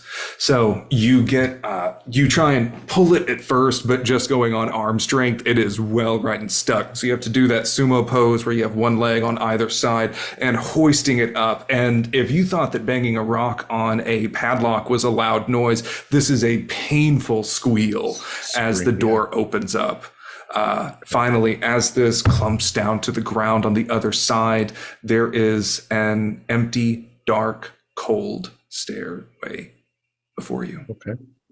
I will head down the stairs, and I will hop on my little handy light. So you pop on your flashlight, and unsurprisingly, you see a mess down here. Various waterlogged cardboard boxes that are stacked up. What looks to be a body potentially slumped over in a far corner. There's a few wooden crates that are crumbling. Something that seems to be a very official looking metal tube device or whatnot. Next to it is a big chunk of sandstone and a sawzall. Some various things that are cluttered around, an old gym bag. And as you're sort of fanning the light across, you happen to notice that there's an old spray paint can that's in one corner of the room next to something else, and a trail of white.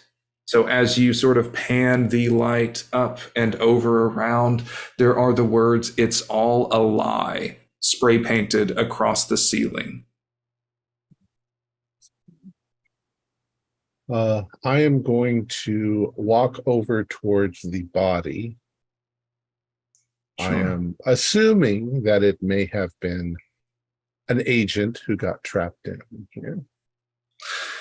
Well, as you are bracing for the worst, the first tip off is there's no smell. It just smells like mildew and mold down in here, not unlike Miss Jacobs' house. And it actually, it's tan. It's desert camo. It looks like it's some kind of body armor or something, really heavy duty stuff.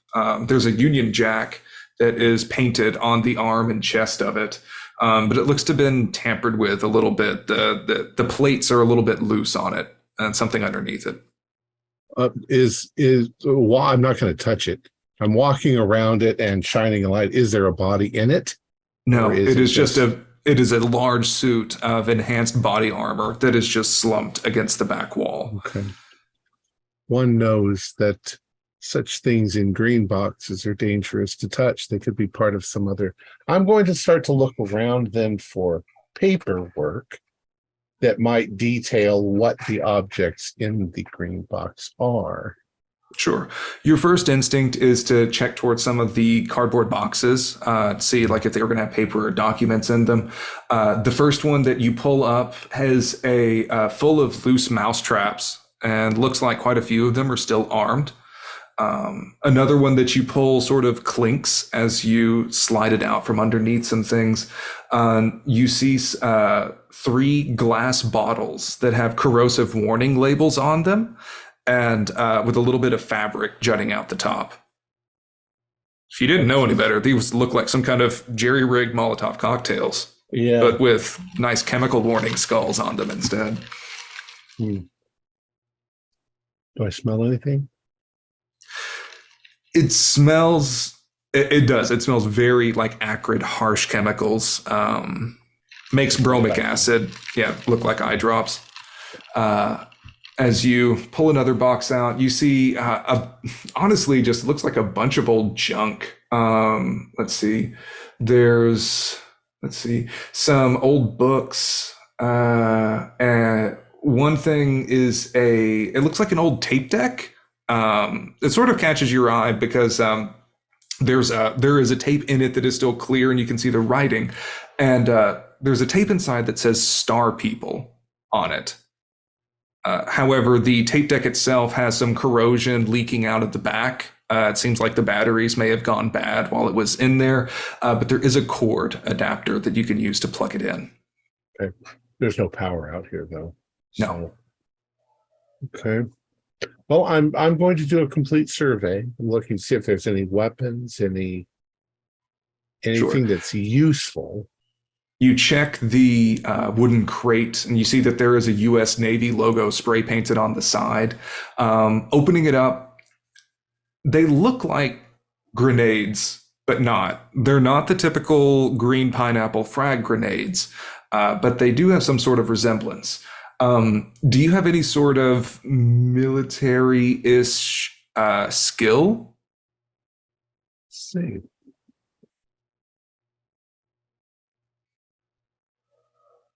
No, I don't think I have. Why did I say that I ever had military background?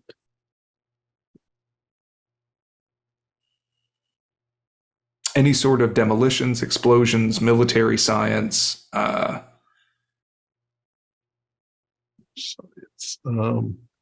I have no military science. Okay. These look like grenades, but something specialized. You can't really tell. Right. They don't look like things I've seen in movies. No, not really. They look a little more advanced than just that. Okay. Not gonna touch them or fiddle with them. Yeah.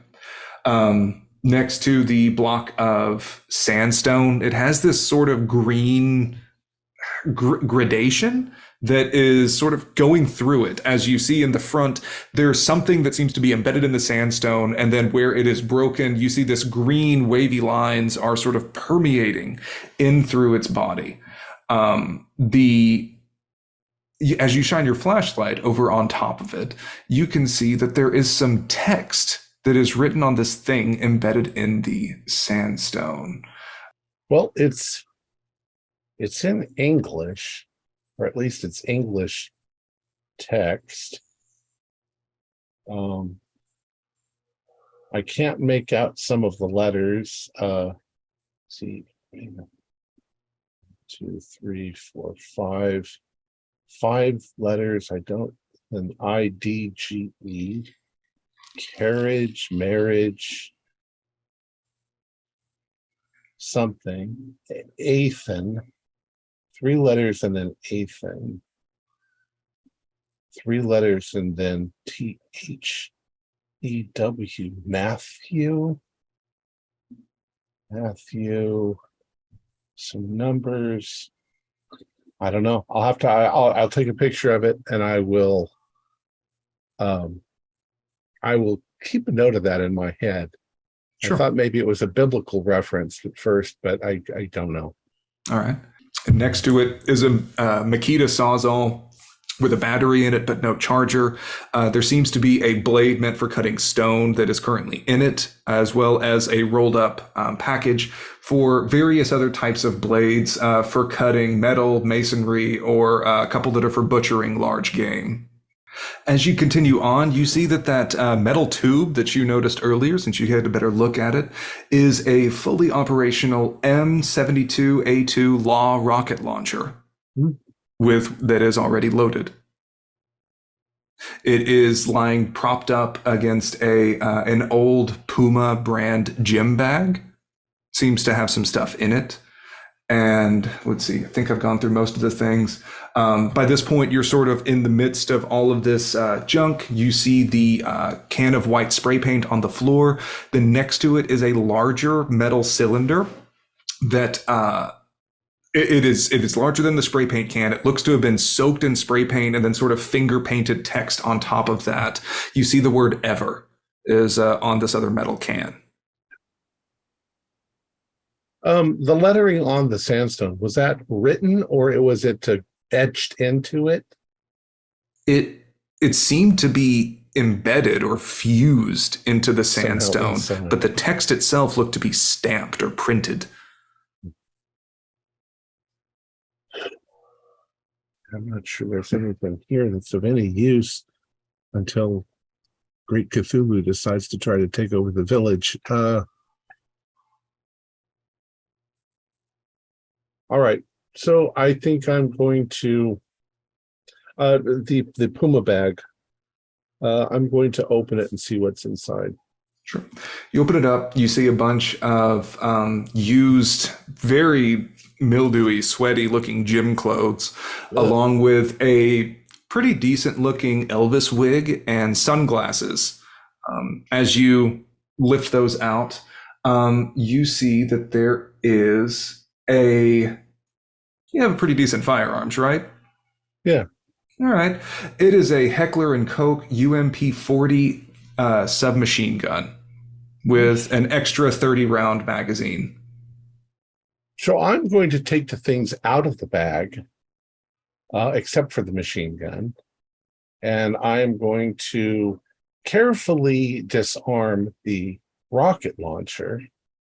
And if that fits in the bag as well, that's so that it doesn't accidentally go off. And that might be useful. I don't know. I'll take those things. And other than that, I'll make note. I'll make note on my phone of the inventory, at least as far as it looks to me. Most of it just looks like boxes of mouse traps. And of course, they're probably evil mouse traps and evil pieces of paper and evil books. So I'm just going to... Evil tape players. Evil tape players. The star thing is interesting. I might take the tape and stick the tape in the bag as well. I'm hoping that maybe the hotel that we're in, I don't remember, I didn't look, but there's probably a remote chance that they still have a damn VCR player. No. This is like a cassette tape. So this is like a 1980s tape deck that you would sort of hit the play, fast forward, record, whatnot. Music? Yes, audio. Oh, okay. So it's a cassette. It's not a VCR. Right. No, it's older than that. And it was what, Star Child or Star People. Star People. I'll bring it anyway. I'll have to probably find a Best Buy or something to see if they even sell cassette players anymore. Well, the cassette deck, the batteries have leaked out acid, but there is a plug-in adapter next to it. So presumably you could plug the tape player in and then listen to the thing. I'll put the tape player and the tape and everything in the bag as well. Okay. And I'm going to bring any paperwork I find that might indicate what some of these things are. You pick up, finally rooting through other boxes, you find some faded yellow paper that the moisture in here has all but ruined. The text is just sort of bled through on top of each other and whatnot. Okay. And I'll take pictures of the sandstone. Okay. From various angles. And then for the sake of completion, also since we're running out of time, I will say that you sort of use your foot to kick over the last thing that you haven't examined is the metal cylinder that says "Ever" written in finger paint on it. Oh, no. So it says, as you roll it. Do you want to roll it over? Sure. Okay. So as you roll it, using your left foot, you see "Ever, do not open, do not touch."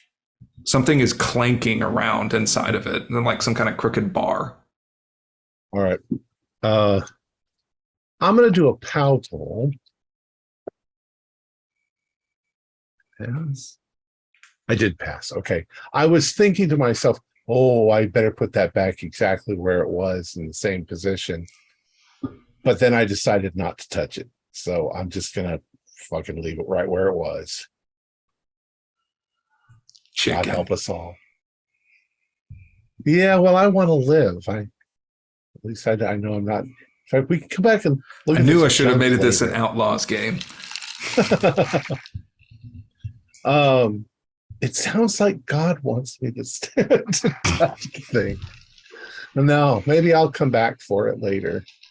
Okay. But I'm going to see if there's anything in the room I can use, like a piece of metal that I can bend to act as a makeshift padlock for the door when I leave. Let's say that some of the papers that you found were linked together using those overlarge binders for accounting and whatnot. The paper is all sort of soggy and ruined, right. But you can take the metal of the binder and then sort of bend it to make a rudimentary lock for this green box. Brush your detritus over the top. Yeah, I'll do that. And with the intention that I will come back as soon as possible and put a fresh padlock on the damn thing. Okay. And at that point, I think it's a pretty good time to leave off. As you can walk back with your bag of ill-gotten gains, the party is going to examine or further chase down Dr. Halsey's trail, and we'll see you all soon. Cool. Our players included Matt Ryan, Dan DePolis, Billy Chung, Joseph Clay, and myself with Alex Hurley as the keeper, as the handler. We have a Discord service where you can chat with our other members. You can set up private games. You can learn the finer arts of gameplay and game mastering. We provide audio-only versions of our shows free for you to download from Podbean or iTunes. If you would like to help support our show, please visit our Patreon account. Just $1 a month helps us a lot. Like, share, and subscribe to our channel. And punch the bell icon for updates on our latest shows. And leave us some comments. We enjoy reading them and answer any questions you might have. This is Tom Rayleigh, together with all the members of our gaming club, inviting you to journey with us once again into the darkness for another adventure into the universe of HP, Lovecraft, and the Delta Green role-playing game. Until next time, good luck and good gaming.